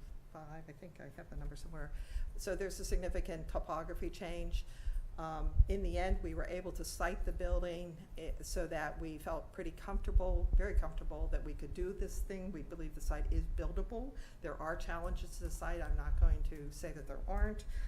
And we recommend highly that the first thing that is done is more site investigation by wetland scientists and geotechnical engineers to really dig deeper into the site and determine exactly where the wetlands are, determine exactly the kind of soils we're going to deal with, so we understand the foundations that are needed, and some of their recommendations include, you know, doing monitoring wells that sit there for quite a long time, about a year, so that they can actually see how these wells, what they read and what they tell us about the site. As for the plans and elevations, that detail will be developed in a process, and the architectural image of what this building actually looks like will develop over time, and I'm sure it will be acceptable and match the image that the town has for this project. Anybody else? So that's our part of the presentation. Great, thank you. Michael, you want to? Yeah, I don't know, I mean, do you want to get into the opinion of probable costs? It's up to, you know, you want to. Why don't you go ahead if you're at that point? Yep. And then we can just go about how we pay for this, so. Do you want to focus on Union Street? Yeah. Okay. So as Janet said, we worked with Tutora Consulting, who's our professional cost estimator, and they looked at specifically at the hard construction costs. So that's the cost that you would pay to the general contractor. And from their estimate, they estimated that it would be about $22.3 million hard construction cost. And then from the geotechnical evaluations that we did with Par Corporation, as Janet said, we added another $1.55 million for rock removal, for blasting, potentially if we need to blast bedrock, for some removal of there's some construction debris, some fill on site that would be unsuitable, would have unsuitable bearing capacity for any sort of foundations and would need to be removed. So that's where that added number came from. We also looked at traffic signalization at that point. As you know, there is an intersection there between two streets, Union Street and I'm forgetting the name of the adjacent, East Union Street and Waverly Street. Get this right there. And we figured there would need to be some traffic signalization there so that the emergency vehicles could exit safely onto the street quickly and to protect any ongoing traffic. Really, that was a relatively minor cost at $105,000. From that, we get a total hard construction cost. So again, the number that you would be paying to a general contractor was assumed to be $23.9 million. To that, we add the soft costs. Now, the soft costs are things, architecture and engineering fees, therefore paying an owner's project manager, clerk of the works, furniture, fixtures and equipment. It's for testing during construction, all kinds of other fees that come up over the course of a project that really need to happen to make the project come to fruition. For buildings like this, public safety buildings in Massachusetts, we find estimating that at 25% of hard construction costs in the early phases of a project like this is a pretty accurate number. As we get farther down the road and we work with you more closely, we can hammer that down and we can come up with a detailed list of what the soft costs would be. But right now, for budget purposes, 25% is probably good. So that is about $6 million. The owner of the site was kind enough to gift the land, so you have no site acquisition costs for this site. But we do recommend carrying an owner's contingency, as Janet said, for any kind of unforeseen conditions that might come up, if any of the scope changes, anything that you might decide that you want to change along the way from what we're planning at this very preliminary stage. And we typically carry that at 3%, so that was another approximately $900,000. So the total estimated probable project costs that we came up with at this point in time were just shy of $30.9 million. Now that was assuming, when we finished the study, that we were going to go to town meeting last fall. So there has been a little bit of delay. It's taken a little bit of time to negotiate with the owner. So we were already impacted a little bit by escalation here, as Janet said. So we can look at escalating that probably by another 4% to bring us up to what it would take to go to town meeting this fall and move the project forward. So a fair estimation would be probably just a little shy of 32. Probably, yeah. Awesome. Well, thank you very much. And I know that, 32 million, when we've talked about this, we've always talked about it in terms of those 2008 numbers. And actually, we got that $32 million from basically escalating from that $15 million cost from 2008 on now. So even though it seems like a lot, it's only going to get higher the longer we wait for this. And it is, as Rob mentioned, a significant investment, but we do make a significant investment in our police and fire personnel. We need to make a corresponding investment in our facilities and our equipment for public safety as well to get the full effect of what they can offer and what they provide. First, I do want to say that HKT has been wonderful to work with. They have, usually when you engage with a contractor, you just never know exactly what you're going to get.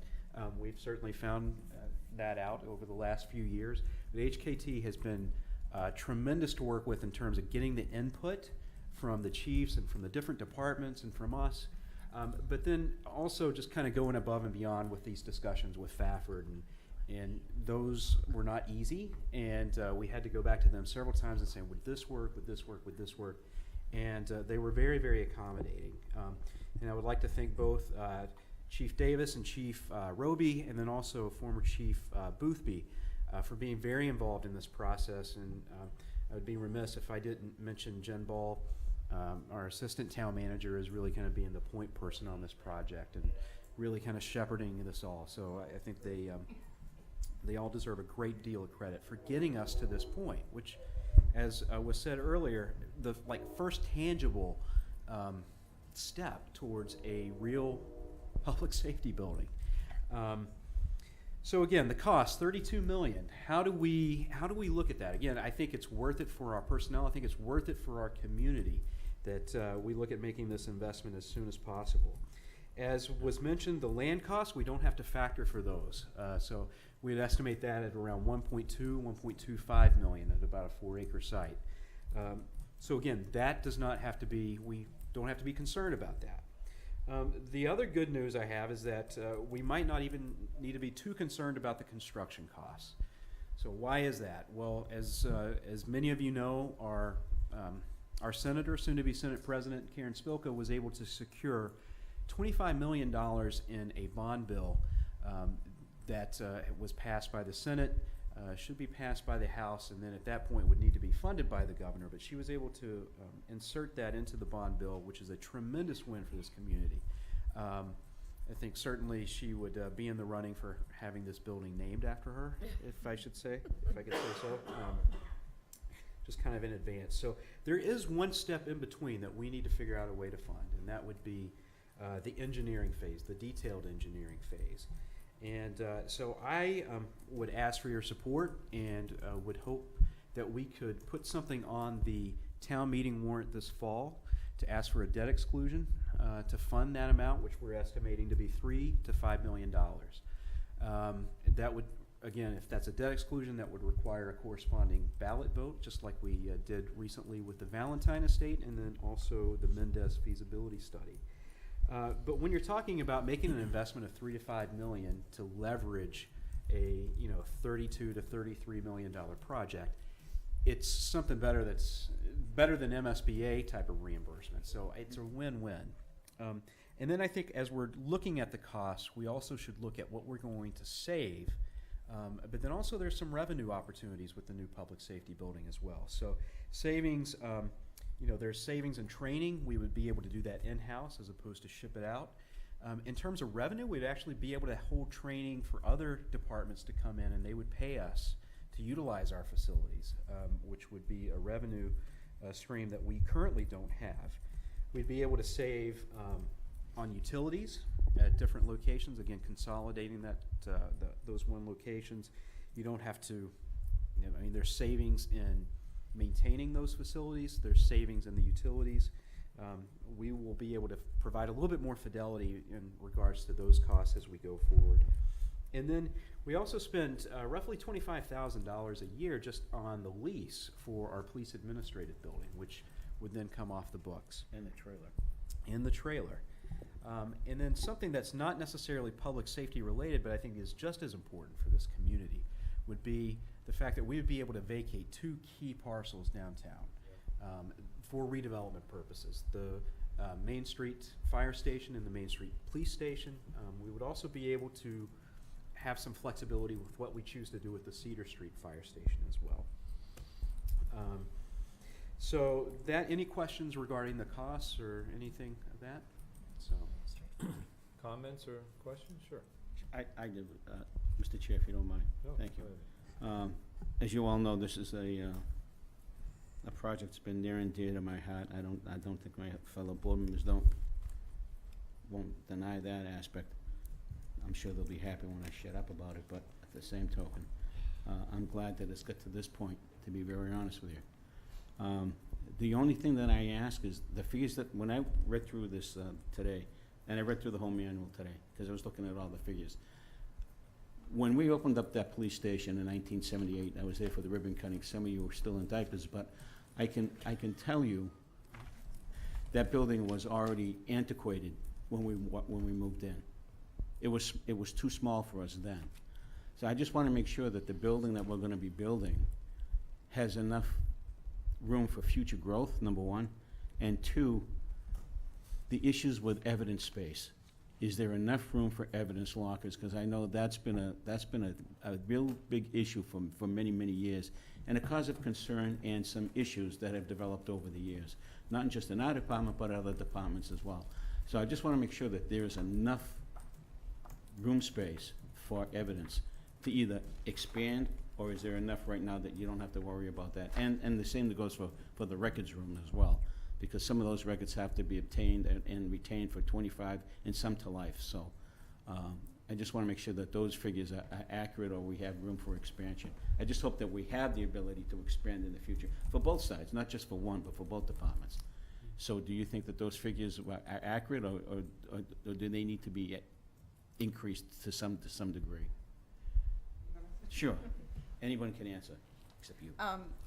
Well, when we're doing programming with the chiefs, one of the things that we did, one of the initial steps that we did was to hand a questionnaire out to them. And it helps before we even sit down with them, for them to start thinking about their spaces, thinking about how they're using the spaces. And part of that questionnaire was projecting out 20 years. We want them to think long-term about what their operations are going to be like in the next 5, 10, 20 years. So that was always part of our discussions as we were looking forward, to make sure that we did build in some capacity for anything that might change in the future. Chief, I don't know if you want to add anything to that, if you feel you want to add anything to what we programmed, and if you're comfortable with. Oh, thanks, Amy. No, Amy's exactly, she hit the nail on the head, because in their, interrogatories with Chief Boothby at the time, Chief Roby, and myself, they were always forward-looking. And I know it's very frustrating to be in a new facility and you've already outgrown it. I've been in that situation. I know you've been in that situation. So this is a building that we want to build for Ashland's future, not Ashland's yesterday or even today. So we've always, in our consultations together, we've always discussed future expansion, future growth, looking at what the town's population is going to be, what our own individual departments are going to be, and our needs are going to be, as best as we can project them. And I just want to say one quick thing about that site, because some of the things that haven't been talked about. We thought a lot about where the best site for a public safety facility would be situated for this community. And we all felt that the best thing for Ashland is we wanted to be visible, we wanted to be accessible to the community. That's why we chose this particular site. There have been other sites that we looked at, but none of them offered that particular quality, that A, would be near the high school, B, would be near the Fountain Street Bridge for response times for the fire department, and C, and just as importantly, if not more so, we would be visible and accessible to the community. Because being stuck down in an industrial park or being stuck on the outskirts of town isn't what we really wanted. We want to be an integral part of the community. Our building wants to be a flagship of the community and a symbol that we are available and accessible to them. So we thought that was an important piece. Thank you, Chief. Thank you. Any questions, comments further? You guys want? No, good. I had just kind of a big picture thing. When this is going to be a major new building, so you're talking about maybe getting LEED certification or things like solar panels or things like that, or this is going to be a major energy user in town, I would think, and we'd want to make sure that we're addressing all that sort of thing. Our firm is LEED certified. Amy and I are both LEED certified professionals. We've done a lot of projects in our office. We've done certified silver, gold, platinum projects, so we know what the metrics are. We know how to design. Even a lot of towns are moving towards designing to meet standards, but not actually pursuing the certification. There's cost implications for it. Okay. But we have it. We've done some pretty interesting things: the transpired soil collectors, gray water, green roofs. Great, yeah. We've done a lot of them. So we're dealing with all those kind of issues. Yeah, so we're very familiar. So very good. okay. One thing I would say, just with the staffing, and you can go through in the report, you'll see that questionnaire. The staffing was projected out to 2037. And, as you'll see, we currently have 16 firefighters on staff. We're looking at going out to 24.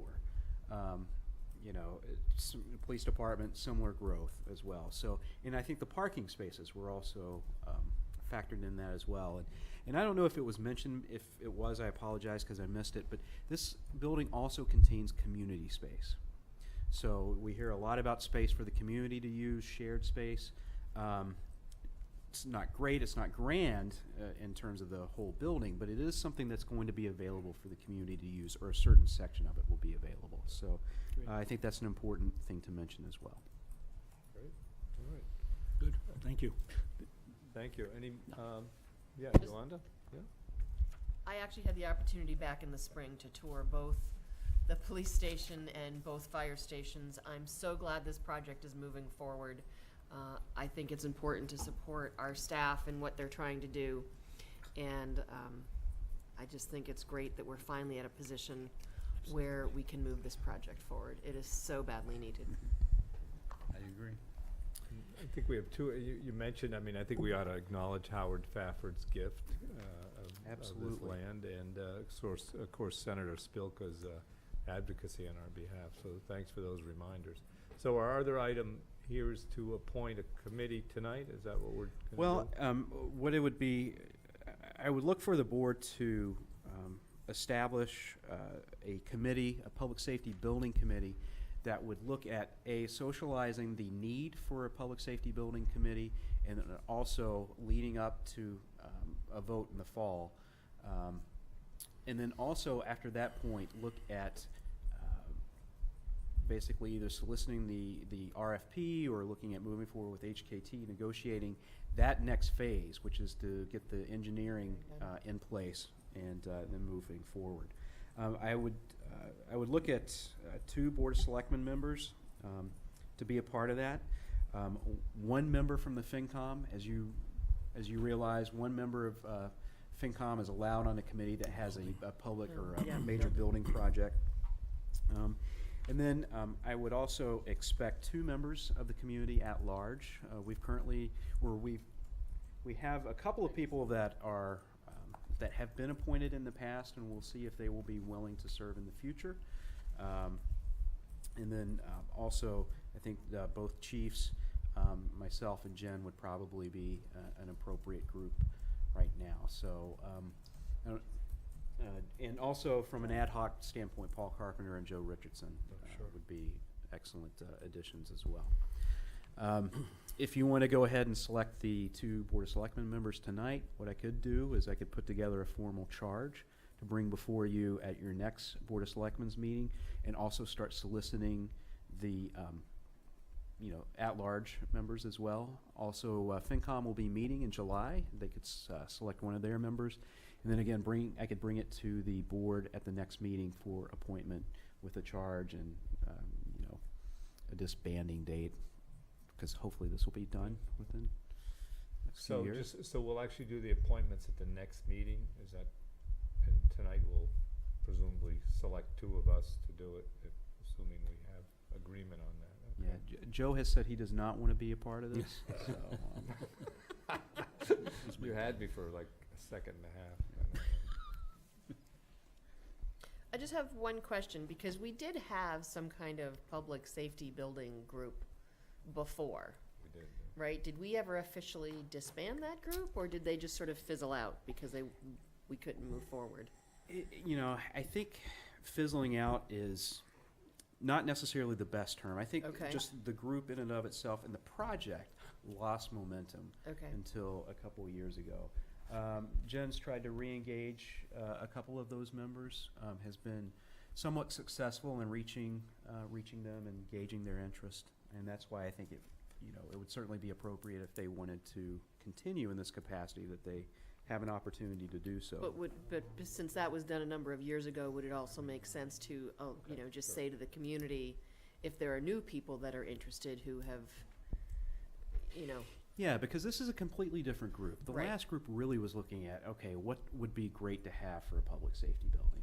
Let's go tour a couple of different sites. And I think that was very important work. But, this newly constituted group would have a very different charge. right? And, probably, I don't want to say drastically different skill sets, but I think there's an opportunity here for a couple of different community members, if they want to bring some value to it. I like that you're keeping the committee small. 11. 9. 9. That's Depends how many. that's a 4. good size. Oh, you're thinking of Paul and, Yeah, right. and Yeah. Joe. Okay, 11. All right, well, so presumably people have thought about it, so I'll open it up for nominations for Board of Select. We have 2 to select, so I'll open it up for nominations. Would you mind if I nominated you, Joe? Absolutely. I have no Absolutely, problem you at all. would mind? No, I wouldn't mind at all. Not at all. Just wanted to check, so I'd like to nominate Mr. Mignani to serve on the Public Safety Building Committee. I'll second that. Okay, so are we ready to vote? We'll vote on that individually, or do you I want to don't know, hold? let's just do both of them. I can Okay. vote myself. So I'll nominate Steve. He's I'll second indicated that. interest. Okay, so we have any other nominations? I'm good at that. Carl's not here, but he did it, yeah. So, all right, I think so. we have two people who are very interested in participating, so. Very interested, so, all right, so, the motion's been made to, have Joe Mignani and Steve Mitchell serve on Yeah, the you can Public vote. Safety Just want to make sure. Facility Committee. And it's been seconded, so all those in favor of those, appointing those two, say aye. Aye. Opposed? None? And one absent, so the motion carries, so. Thank you. Good, congratulations. Congratulations to guys. both of you, and Thank thank This you is for it. stepping up. This is an exciting next week. project, and Yeah.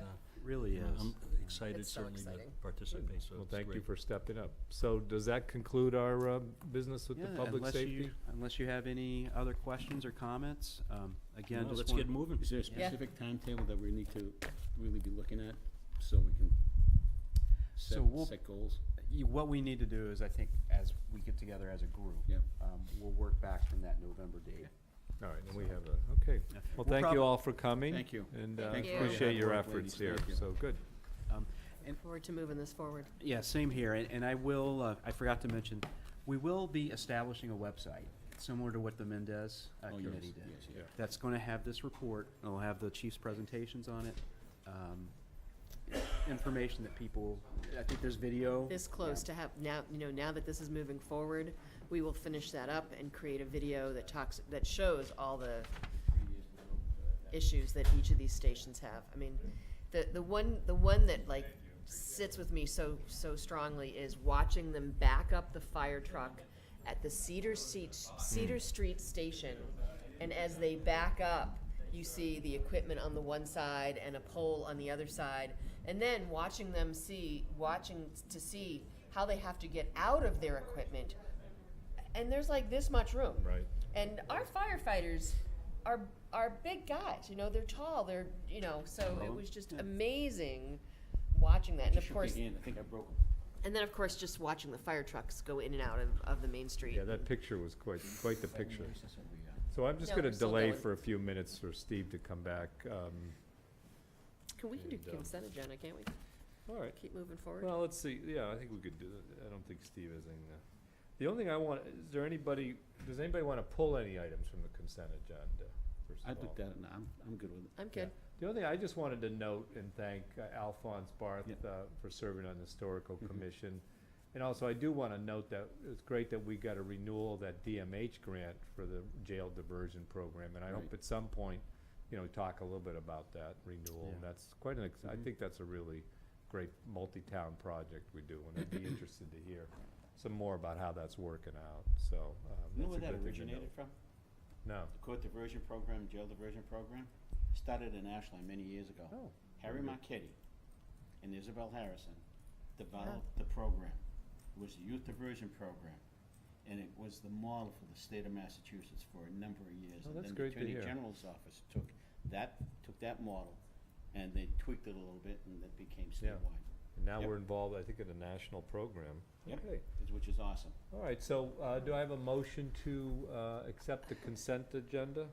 So moved. As written. So, Do I have a second. Second? Okay, the motion's been made and seconded to accept the consent agenda. All those in favor say aye. Aye. All those opposed? None. Motion carries 3-0, two absent.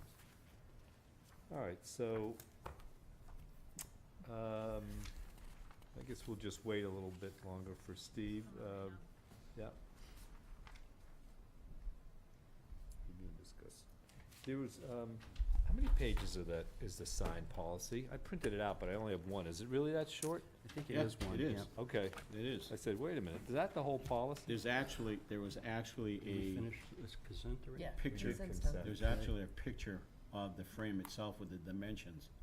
That was part Oh, of that. that was part of it. Yeah, okay. that was the second page. All right. Yep. All right, so we did do consent agenda, Steve. Presumably, you're okay with that. All right, so now we're at the sign policy, or review. Review and discuss traffic island signs. But this says at Union Pond Street, but are we discussing the entire policy or just that? I don't know, I believe Selectman Mitchell, you had indicated that this was a topic you wanted to visit at a Board of Selectmen's meeting, so. I did. I brought it up Here it is. as a result of I think an email we all received regarding signs that were placed over on Yeah. near the Fountain Street Bridge Island, which was really never an island that we included in our Right. our portfolio of islands. But, I get it. so it just kind of started, thinking about the signs in general. The holders that we had, they lasted for a couple seasons, they deteriorated. Right now, I don't think there's any signs out anywhere in town on islands. And There's none left over on, There's one frame. over by, Bond Street? Mexico City? I Isn't there didn't one or two see- there? Are those gone? Didn't see anything on Sign that frame island. was there was taken Yeah. away. I don't know who has it. It needed repairs, but it was Yeah. still usable. So I just, Because there were signs there at Hazard's least a up rock until a guy. couple weeks. No, that's no, Pond that's Street. Pond Street. Okay, I'm talking about by Mexico oh, City. there's one frame There's left. one or two there, I No, thought. just one. Okay. Is there Just one? left, Okay. and There that's was being two taken there down. was two about a month ago. I just, again, given the, it just seems that over a period of time, we're seeing less and less activity with the signs. I don't know why that is. Maybe it's because of the lack of the Lack of holders, frames. maybe the frames, maybe just folks are advertising different ways. From my eyes, it just looks a lot nicer. The town looks better without this maze of signs at the traffic islands. That's me. Well, I think we're also seeing them use different types of signage. We're seeing a lot more lawn signs around town, which needs is to not be- part of this policy, but we Right. certainly need to create a policy for that, I think, moving Actually, I think forward. it's part of our bylaws that these temporary or freestanding signs are prohibited on town property. Yes. So what we're seeing, and I agree with you, we're seeing things, and I'll use MetroFest as an example. We see MetroFest signs all over town on public lands. We see Touch a Truck from Holliston on Ashland public lands. So they're prohibited. So we have a policy about that, so. Okay, then we it's- need to. We need, again, to it's enforce it. enforcement that's the issue. I mean, the fact that Educate there's, people. the And fact it- that there is and a it is sign local for enforcement. 4 signs on the island at Winter Street, and yeah, we need to make sure we're enforcing our Yeah. bylaws then. What's that point, Yolanda? You said? That regards to if it's truly in our bylaws regarding what should be happening with these temporary signs, then we need to make sure we're enforcing it, because there is a sign advertising buying lawn signs on the island of Winter Street. Okay, And, all right. if we know that there's a bylaw that says we can't have these temporary signs on public property, one, we need to make sure the public is aware of that, and two, we need to enforce it and pull those signs. Yeah. So, a question for Susan, actually, because she's always been the point person for Right. signs. What are you seeing in terms of requests for posting of signs? So usually the summer is a little bit slower than any other time of year. The spring is big and the fall is big. So come probably the middle of August, that's when the requests come in, because everybody's advertising the PTO, this and that, with school gearing back up, open houses for different schools. But right now, only having one sign on one island and one sign on the other, I feel like I'm playing musical chairs a lot, like all spring, that's how it was.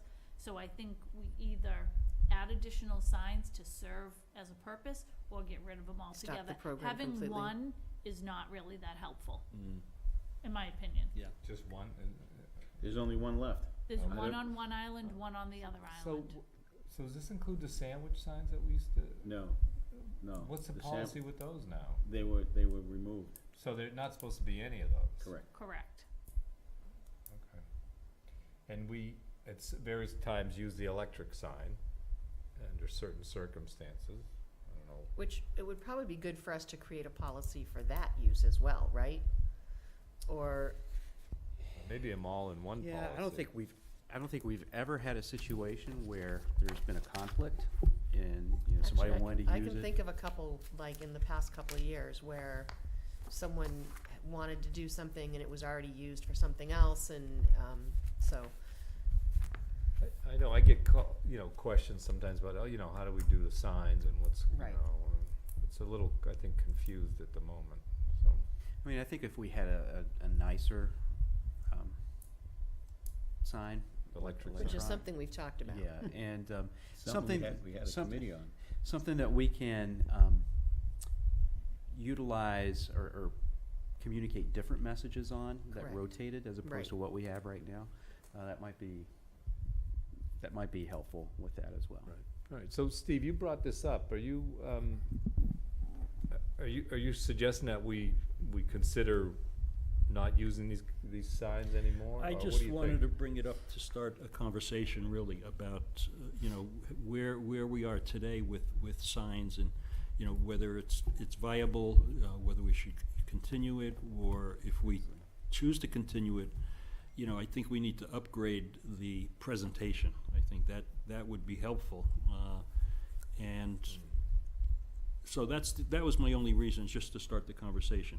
Should we get rid of them? I can give you my opinion, I think we should, but that's not we need to talk about I it. also think, we tried bringing in those plastic signs just to see if they work Yeah. better, and they did not They work did well. not They work. got damaged. Yeah, People weren't used to them, so they didn't feel like they can use them well. right.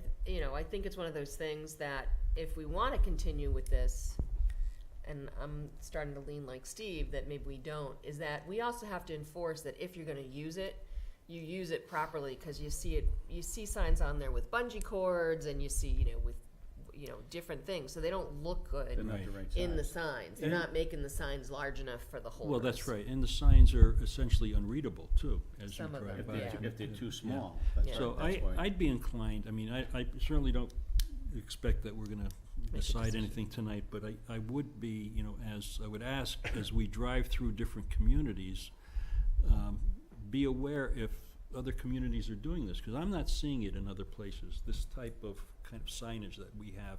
Now, a lot of places don't have islands like we do, let's Right, we have let's so be many realistic islands. about that. Yeah. But, yeah, I'm just not seeing that kind of signage that is in other, You see the other, electronic signs. well, and goes to what Michael Right. just said, and you and I, of course, talked about this a lot. Electronic signs, you can have a rotation of, Right. A number of, 100 messages. So I think that's something certainly to look at in downtown, but, relative to the islands, really, I think we need to, maybe do a little homework on our own and come back and revisit this at some point and say, okay, here's what we all think. All right, and meanwhile, Ask for should we? feedback from the community. Yeah. Yeah. And meanwhile, should we try to fix the current, why do we not have the sign holders where we? well, I can tell you why they don't have them. Some have been stolen, some have been destroyed through the winter months. Yeah. Um, You expect to lose some. But so- to go to, and I was thinking more today about the concert series, because you guys always had up on Pond Street, you had your weekly listing. Right. And then I think you had one at Stone Park as well. Well, we actually had it on the traffic island on 135 so people could see it, which was closer to the Right. Stone Park. Right, So right. that worked. So for I don't us. know, are you guys planning to do that Well, this year, or? depending upon what we decide tonight or soon. Yeah, Concert series starts in a couple, Next starts week? next week, Tuesday. yeah. So. Well, I'm not suggesting we. Oh, no, I understand Stop that. doing Before- anything. Before the group that donates their time and effort to put those Someone frames wants up. to make one, Yeah, to make them, and they, Also got made, it's not just something we just buy and. oh, no. No, people these made were. it. West Sunday yeah. Committee Yeah. originally built Uh, all 7 of them. Well, and then other groups have made them too. I mean, I Well, know to Ashland replace the ones- I know Ashland Community Theater had one made and donated to the town, and that got, who knows what happened to that Right. one, Yeah. so. We made one for the farmer's market. We had put it right down, and we painted it green Yeah. to Yeah. fit, with the farmer's. And maybe green or that's whatever. part of a solution, is if we go the route of continuing to allow signage, that we look for something that really works, that's substantial, weather resistant, that's gonna be easy to maintain, that's not gonna get destroyed, and, whatever, so, but that was my reason at this point, so. I mean, Bringing that up. we did some research before we built those signs, and to do line of sight, to make sure that people could see Yeah. underneath it, so there was visibility coming up and through. We went to the, traffic council to get an appropriate sign figure, Yeah. and that was a 3 by, 3 feet long by 2 feet wide sign that would work, and we expanded it to 3 by 3. And then the frame itself was 3 by 5. So that way it was big enough so that way people could see it. Good. All right, so our follow-up on this is, we'll schedule Let me this. know, if not, then I'll just, So we're not making any changes right now, so No. people move ahead No. with your plans. But let's But do defer we- it to another, to a No future time meeting in the frames on fall, when and we're in the on meantime, 126. let's Let's all think kind about of be that. aware Okay. of it, and, you know, there's as we travel a around. rock garden Right. instead. All right, thanks, Steve, for bringing Yeah. that up. Yeah, and that wasn't discussed. That's Yeah. sort of, I mean, it looks very nice, the rock garden on 126 on the island, but But the frame is it gone. just sort of there's a showed rock up and garden. the frame is Somebody gone. fixed that. The last person that used that asked me if he could take it back to his shop and repair it. So that one should have been in decent shape, because that was recently repaired. Well, So it's I don't know, not, unless it got I mean, taken there, off. there is still room on the island Oh, yes. next to the rock garden if we decide to keep, at least for the summer, to keep this going. So something to think about. Okay. All right, thank you. So the next item is the town council evaluation and vote No. on potential reappointment. And I'm just looking for the. No, we doing the Budget Budget. adjustment. Budget adjustment. Oh, I'm sorry, adjustments? my agenda doesn't have that, but certainly we can do that. Yeah, this is the end of year transfers. Michael, do you want to review those? Sure, and this should have been provided in your packet. Yep. Where is that? Last year, based on the changes made in the Municipal Modernization Act, transfers to help balance the budget at the end of the year that were typically made by town meeting were now able to be completed by a vote of the FinCom and then also a vote of the Board of Selectmen. So Up to a certain amount. up to a certain amount, you're correct. The FinCom met last night. They did their transfer of the reserve fund that they have authorization over. That's $450,000, which went directly to snow and ice. But then the other transfers that are listed as part of your documentation there, they also approved those as well without any changes or anything. They asked a few questions. So I think Brittany has done a really good job, I think, explaining Yeah, that's the good. rationale Very behind each of the straightforward. transfers. And so I would just ask that you approve them, or So that if you have any 27 questions. that 217 is above and beyond the 450 that was Mhm. transferred to the snow and ice, Correct. and it's out of the reserve fund. No. So the 450 is out of the reserve Reserve, fund that goes right. to snow and ice. So the remaining transfers, they're transfers from departments and line items that were appropriated in the budget, Okay. and then Got it. two. And both of those, the from and the two, equal 217,466. So for the benefit of those watching, we've got a, diagram showing transfers from and transfers to departments to just kind of meet the budget shortfalls, and a bit of a narrative from Brittany explaining those. The one question I had is kind of, because the repeating item was COLA adjustments.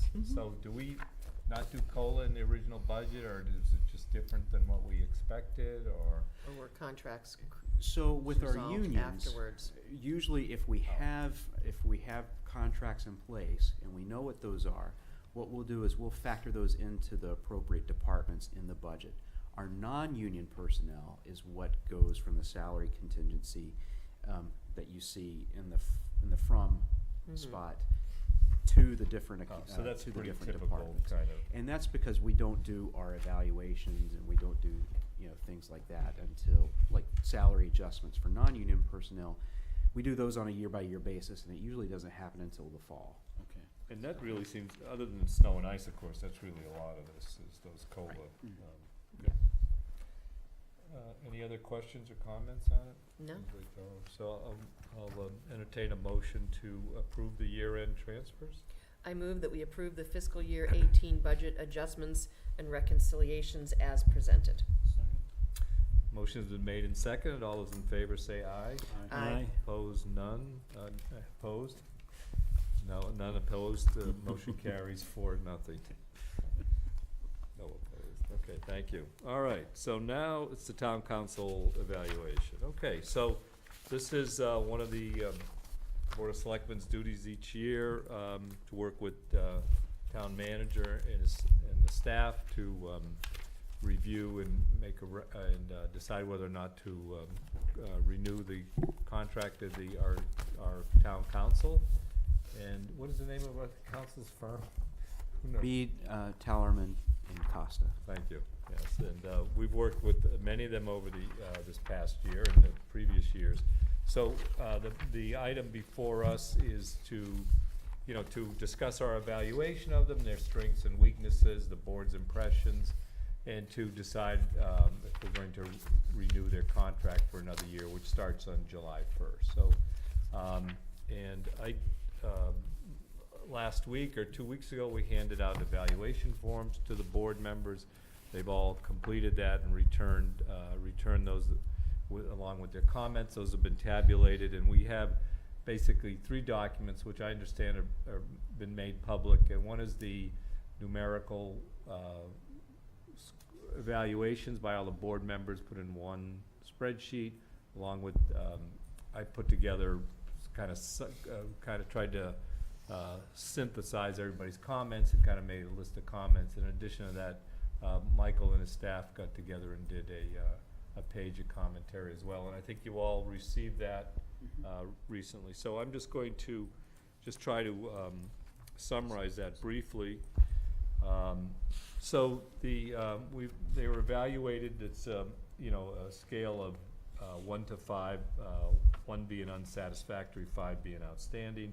There are a number of items that talk about such things as responding needs and requests of board members, giving good legal advice, discussing goals, just the kind of things you would expect, being proactive, communicating well, again, being able to handle all the different kind of legal items that come up. And of course, the town is involved in a wide variety of legal actions, from routine things to open meeting law issues, to suing and getting sued, to real estate transactions, or really labor relations. Is really quite a large assortment of things. So basically the board,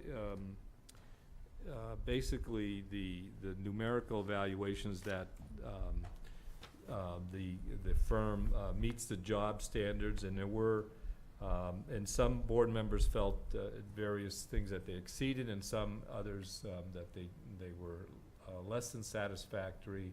So I'll try to summarize, and I think we should just have a general discussion, but I'll summarize. I think most of the board members felt that the legal advice they received was generally sound, that there was good advice, and they were able to provide advice on a wide variety of matters and have different counsels that were competent and good. Some members also felt that communication could be improved, and that there was, I have to say, there was kind of a consistent feeling that there was some kind of detail issues, that some documentation had been missed, and that a better attention to detail in some cases. I think the major case was preparing the warrant and the ballot articles on the cannabis question, which got a little confusing until we were able to straighten that out. So, I think, but it was also acknowledged that there's just a lot of volume of things going through.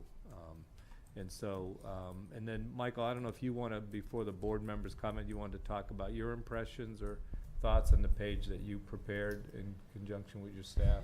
No, I mean, I think it pretty much speaks for itself. I think staff in general, in terms of some of the things that can be improved upon, I think we definitely agree that we need to balance the volume and the turnaround time that we're expecting with quality of work product coming out, and details and things of that nature. I think, as we were putting it together, one of the things that is just very obvious that we need to do a better job, meaning staff and Lisa's firm needs to do a better job of, is giving you an understanding of what all happens throughout the day. And I think we take it for granted that we're in the office all the time. We're the ones who are seeing just the routine things that happen that, Lisa is involved in, and some of the ways that she's able to save us time and save us money. But it's really unfair to expect you as a board to know that unless we're really being proactive in communicating that to you. And we're still not going to be able to do all of it. Some of it's, again, just very routine stuff that you don't want to be, bothered with. I mean, you want to focus on the big picture and the vision and moving things forward. So those are really the comments that I would have. Jen, do you think of anything else? Yeah. Thoughts? I do want to note that you did talk about about communication with selectmen, and how we as a board communicate and work. So, I don't know. Other thoughts, comments that people want to make on this? Sure. So I think, certainly communication has been a theme, whether it's our evaluation with the town manager or certainly with town council. The only two positions that we as a select board appoint. And I've always felt, and I think it might be time to include at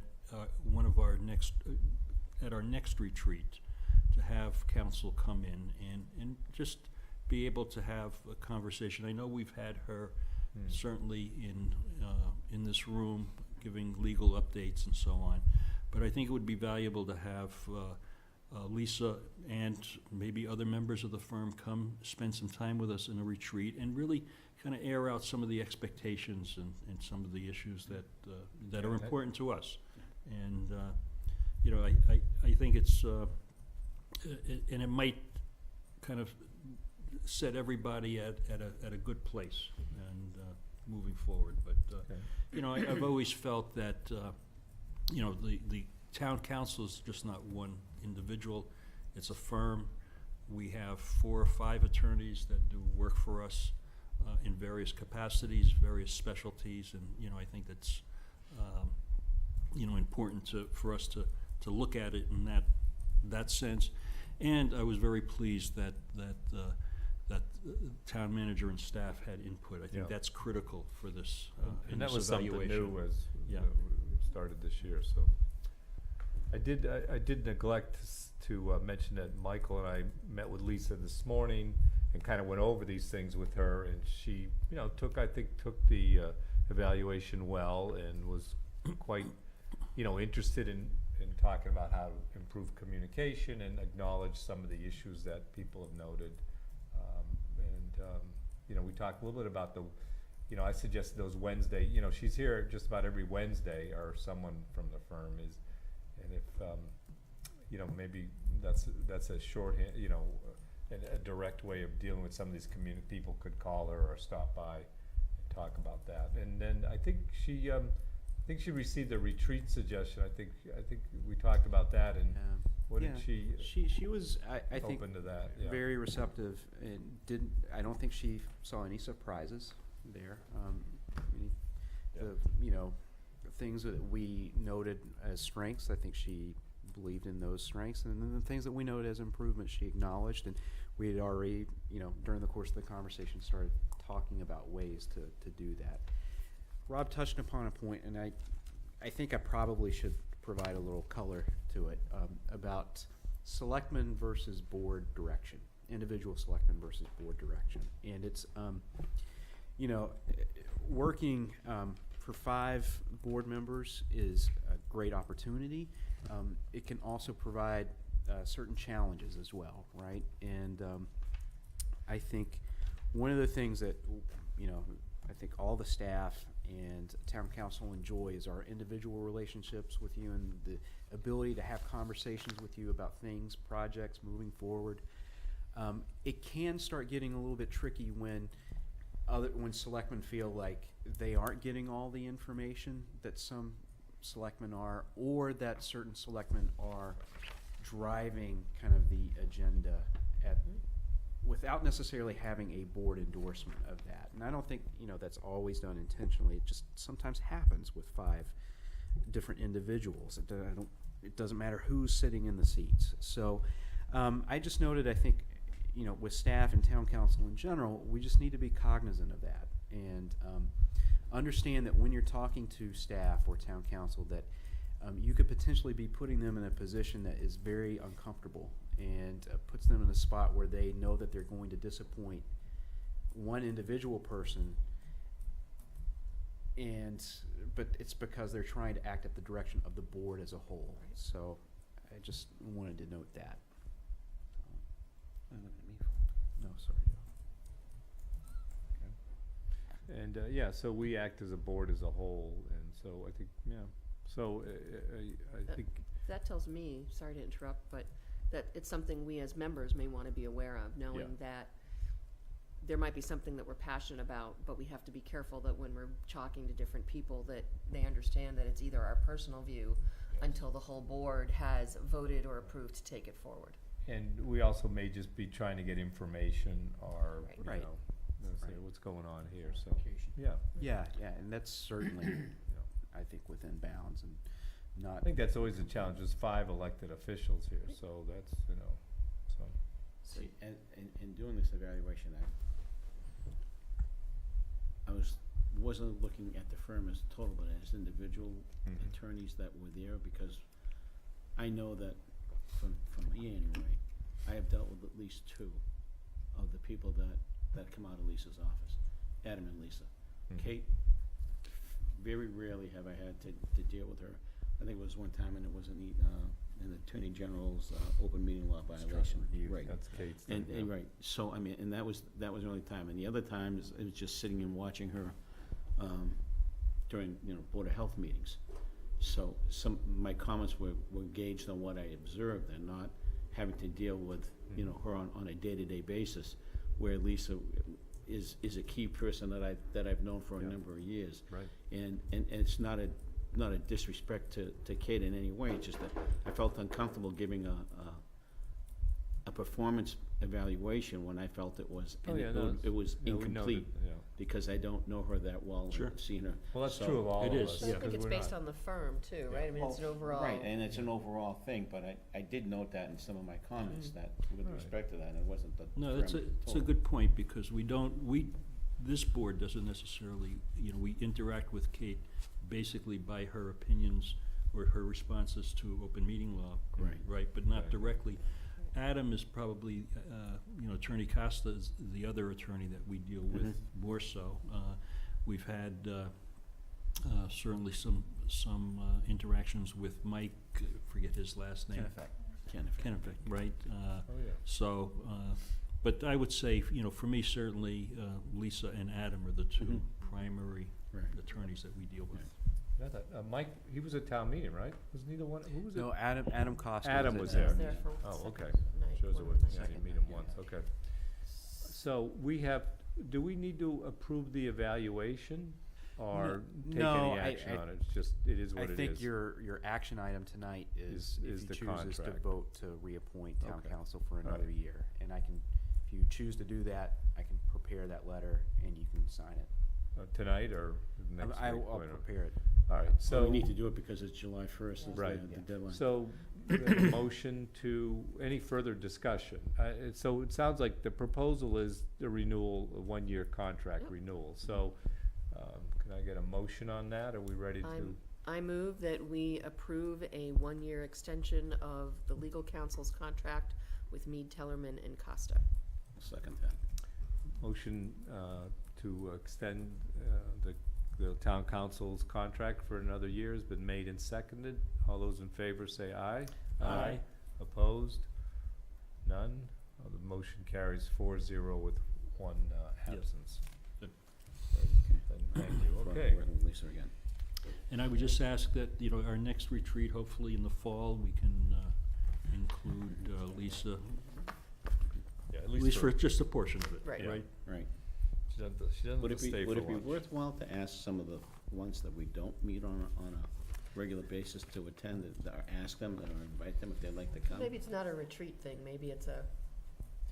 Here's the thing, guys, it's per hourly rate. Well, I understand that, but at the same token, it may, Yeah, Well, maybe we should suggest to Lisa that her firm hold an open house. oh, there's a thought. There you go. Right. And they have a Millis office, I believe. They do. So They do. that Okay. might be a good. So we're not on the I'm clock. sure she'll Yeah. appreciate Yeah. that. All right, very good. Okay, the next item is the summer meeting schedule. So we kind of had some discussions about I think typically we meet once in July and once in August. There's also been some suggestion that we should maybe schedule some backup dates in case they're needed. And then we had some issues of when people are available, and I think I had, so what are people, you know, I guess my thinking is, well, what are people's thoughts on this? And we could pick, you know, we could pick a date in July and a date in August, and then maybe some backup dates in case they're needed without Well, formal how about just the scheduling. two, why don't we just keep the regular schedule, and if we don't need the second date, we just don't. The first and, Right. Well, like in July, the first Wednesday is Oh, July that's July 4th, 4th. so That's we're not right, gonna so meet. But if we right. do it on the 18th, it's the third Wednesday in July. right.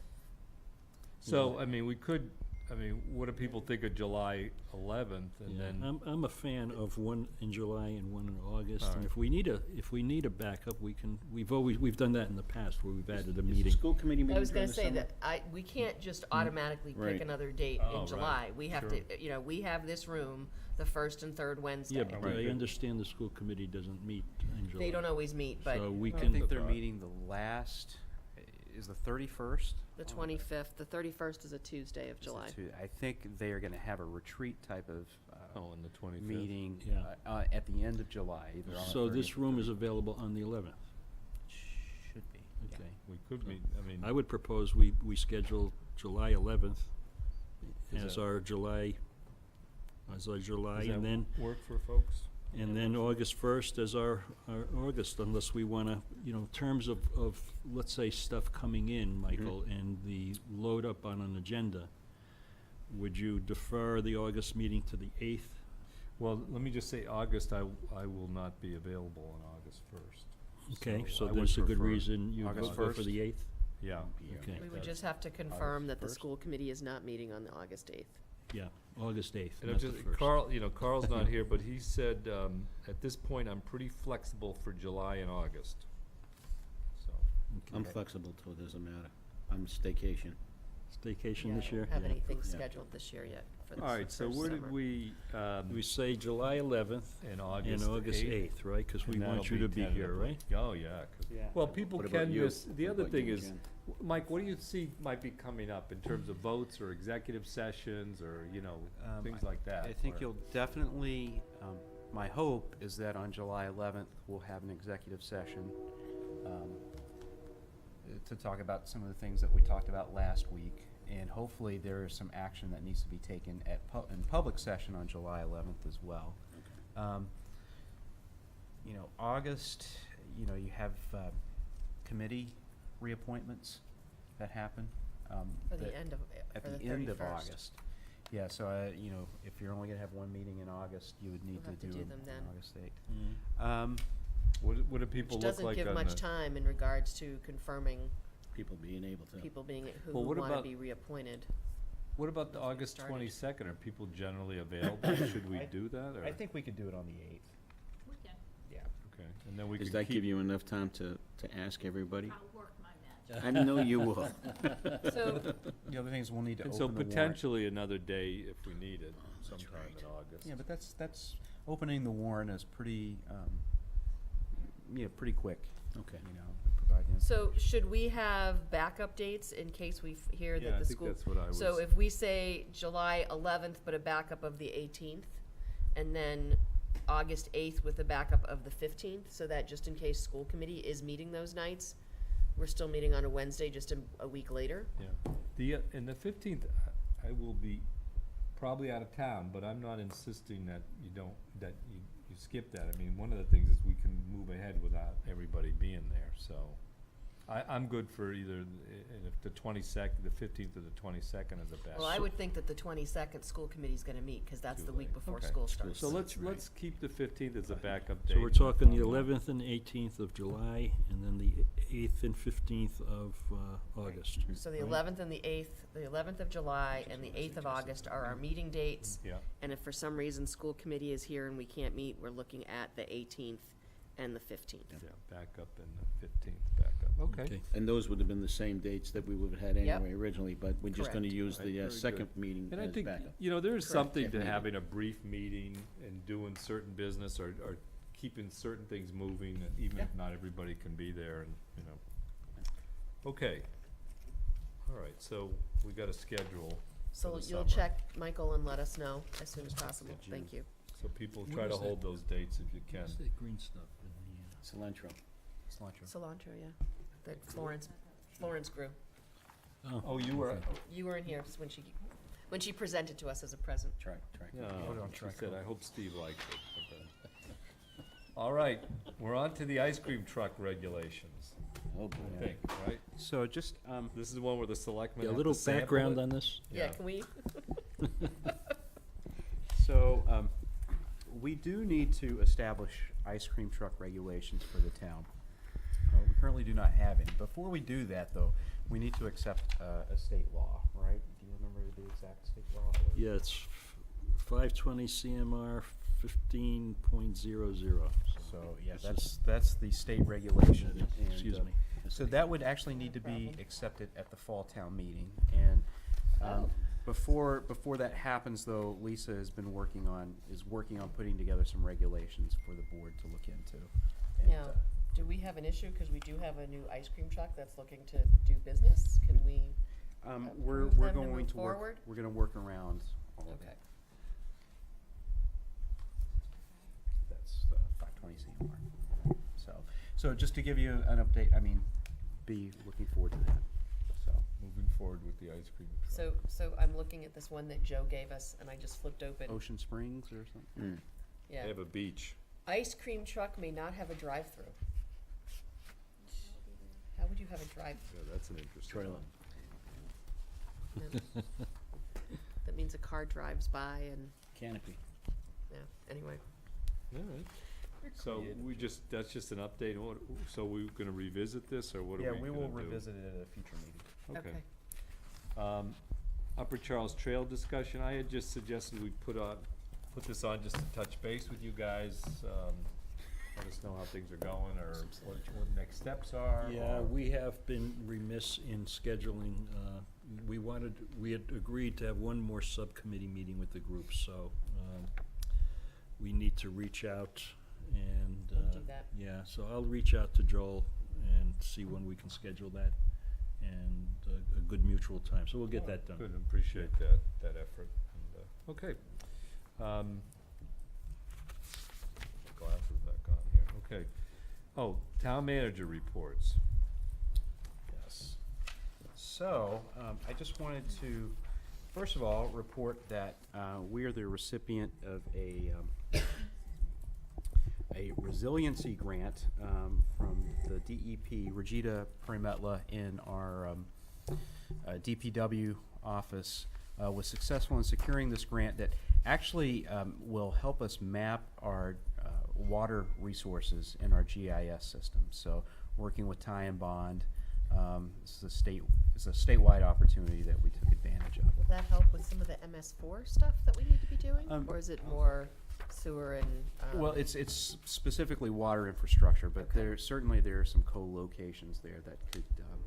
Why is Definitely. it called the resiliency grant? Is that a general program? I think it's a name? general program. And we've decided Yeah. to use GIS mapping for that? Well, that was a state decision, so we just saw the opportunity, decided to, it looked like something that we could utilize and move forward. Always with good it. to bring grant and tax money back to town. It was about $20,000 worth of services, so. And we had a discussion that municipal vulnerability program. vulnerability, yeah, Which yeah. sounds very similar to me, Resiliency, vulnerability, Yeah. it's got that all the superhero type. climate change stuff, but yeah. And so you guys are following up on that, and hopefully we'll, Now, that's do we have to another accept this program. grant, or, because we didn't do it in our consent agenda? No, Okay. just because of the way the format is, it doesn't require that. Okay. Works for I me. want to make sure we're doing what we need to. Riverwalk project, I think we did bids, so I think Jen's gonna give you the results of those bids and tell you the situation that we're in. So, 12 inches, there you go. So we received 5 bids. There was a pretty wide range. The low bid came in just a little over $435,000, and it ranged up through $800,000. This is for just the trail work, the observation platform, and the parking lot off of Ponderosa Road. So we're working with our engineers, the Green International, to sort of figure out, they had estimated exponentially lower for this project. So we're working with them to see why their estimates were so far off, and also to strategize whether we should remove a portion of that project potentially and then rebid it when we do the bridge bid. Perhaps it would better pair for people, because where it's coming in really high is concrete prices, lumber prices. So we want to see if maybe there's a chance to better package it. But I am going to try to work with the low bid to see where we can get that contract. Because what did we have budgeted, and, because we got grant money for this, correct? Correct. Yeah, we've got, we've assembled CPA funds, capital funds, which is important. I want to revisit that. And then 2 different grant sources, MassWorks, and then also the Trail work, the conservation grant, Mm-hmm. Land and Water Land and Water Conservation Fund Conservation. grant. We're also, was in touch with Senator Spilka's office today about getting the $350 in the Economic Development Bond Bill released. It's become more important than ever. I think the cost came in, well, we were expecting, what, around 280? For this project. Oh, wow. So it is significant. I know Jen's going to do a good job of getting that down as much as possible. I did say I wanted to revisit capital, and it's important why. You know, it hasn't come up in the last couple of years, but prior to that, we would always have a discussion at capital about kind of having this large line item, but it gave us the flexibility where if things came in lower on certain projects, we'd have the ability to allocate things when other projects came in higher. Not that that's what we want to have happen, but it does give us that flexibility. Sure. This is one of those situations where I think it's going to work in our favor. I think we did have a couple projects that came in low that we're going to then be able to reallocate towards this project to, hopefully be able to fit in everything that we need to fit in. But just in terms of what's driving some of these costs, we alluded to it earlier, these tariffs. We're seeing this with the bridge. We're also seeing this with the trail work. They're not helping us by any means. The material prices are just, they're going really a lot higher than what was expected. Concrete prices are going higher? So there's timber, Yeah, timber mainly, and then and steel will be and impacted. steel will be Okay. But when looking at the bids, where some of the biggest discrepancies in the estimate was concrete, and then the lumber and the timber for the observation. Remind me, was the flashing yellow light on Pleasant Street part of this, or is that a future item? It's complete streets. Oh, it was, okay. Complete streets. Oh, yeah. so it's not part of the Riverwalk. No, we were going to be able to tie it all in. It was going to be funded through the Complete Streets program, but it It's was not going to be, part, okay. we think about these things now as how do they tie into different elements and different projects that are Get happening. different funding for them. Yeah, so Because, in the morning, especially crossing there, it's a bad curve Good there. luck. we definitely need it. It's definitely it's need tough. It is. So, okay, Coming home, the same thing. yeah, well, especially commuter hours. All right, oh, sorry, Mike, go ahead. No, You got just other stuff. a couple of other items. Downtown design, just to give you an update on that. Getting the input from the community, both at the forum, and then we also used, Facebook, a couple of other Co-Urbanize, Was very good. to get feedback from the community as to what they would like to see, wider sidewalks or bike lanes. It did come in as wider sidewalks was the preferred option by about 66-70% to 30-34. Having said that, BSC, I believe, has come up with the design that's going to incorporate both elements. So we would have bike lanes on Front Street, which would really facilitate easier access by bikes to the downtown area from points east, and vice versa from downtown to points east. Merging into a Shero function on Main Street on both going south and north. with the idea that when we're ready to do Pleasant Street, we would be able to go back to a bike lane on Pleasant Street because that is sufficiently That is, wide yeah. enough. I think that's So a that good- should give us a good opportunity to, Makes sense. you know, to facilitate bike travel into the downtown heart of downtown, and then get us over to the train station or get bikers. And hopefully we'll have the trail there that is another option for, you know, Right. a better option, so. And it is important to have this, at least this painted lines, because it reminds people in automobiles that leave a little room on the right, that there's potentially a bicyclist there or so, you know, so I think that's, as long as you're leaving some room for it. Like some people just, they don't think about, they pull all the way over. I'm coming up on the right in a line, after all of a sudden there's somebody you can't go by, and, you know, so They it's must good. know you're a selectman. That's right, yeah, that's when they all pull over. That's yeah. when the air horn comes off. Anyway, so, but that's good, if we could have something like that, that at least keeps the bicyclists, in action there, I think that'd be helpful, so. So I think we're gonna discuss, you know, have a final prep meeting with BSC, kind of finalize things. And then we'll start prepping for the final meeting, final Final public public. meeting. And then the next phase will be, you take feedback from that, at that point in time, we'll do some smaller tweaks. And then it's moving on to the next phase of the design, the 75 to 100% design, the utility undergrounding design, and we'll get this ball going. Very So, good. I also should Applying point, for a MassWorks grant, will that be part of that process? good segue. I do think we should look into applying for a MassWorks grant once we get this design. The current round, I believe, closes in August or September. I have been in touch with MassWorks and some people very familiar with MassWorks about formulating an application because the rules have changed a little bit. So, Two other questions sort of tied into the downtown.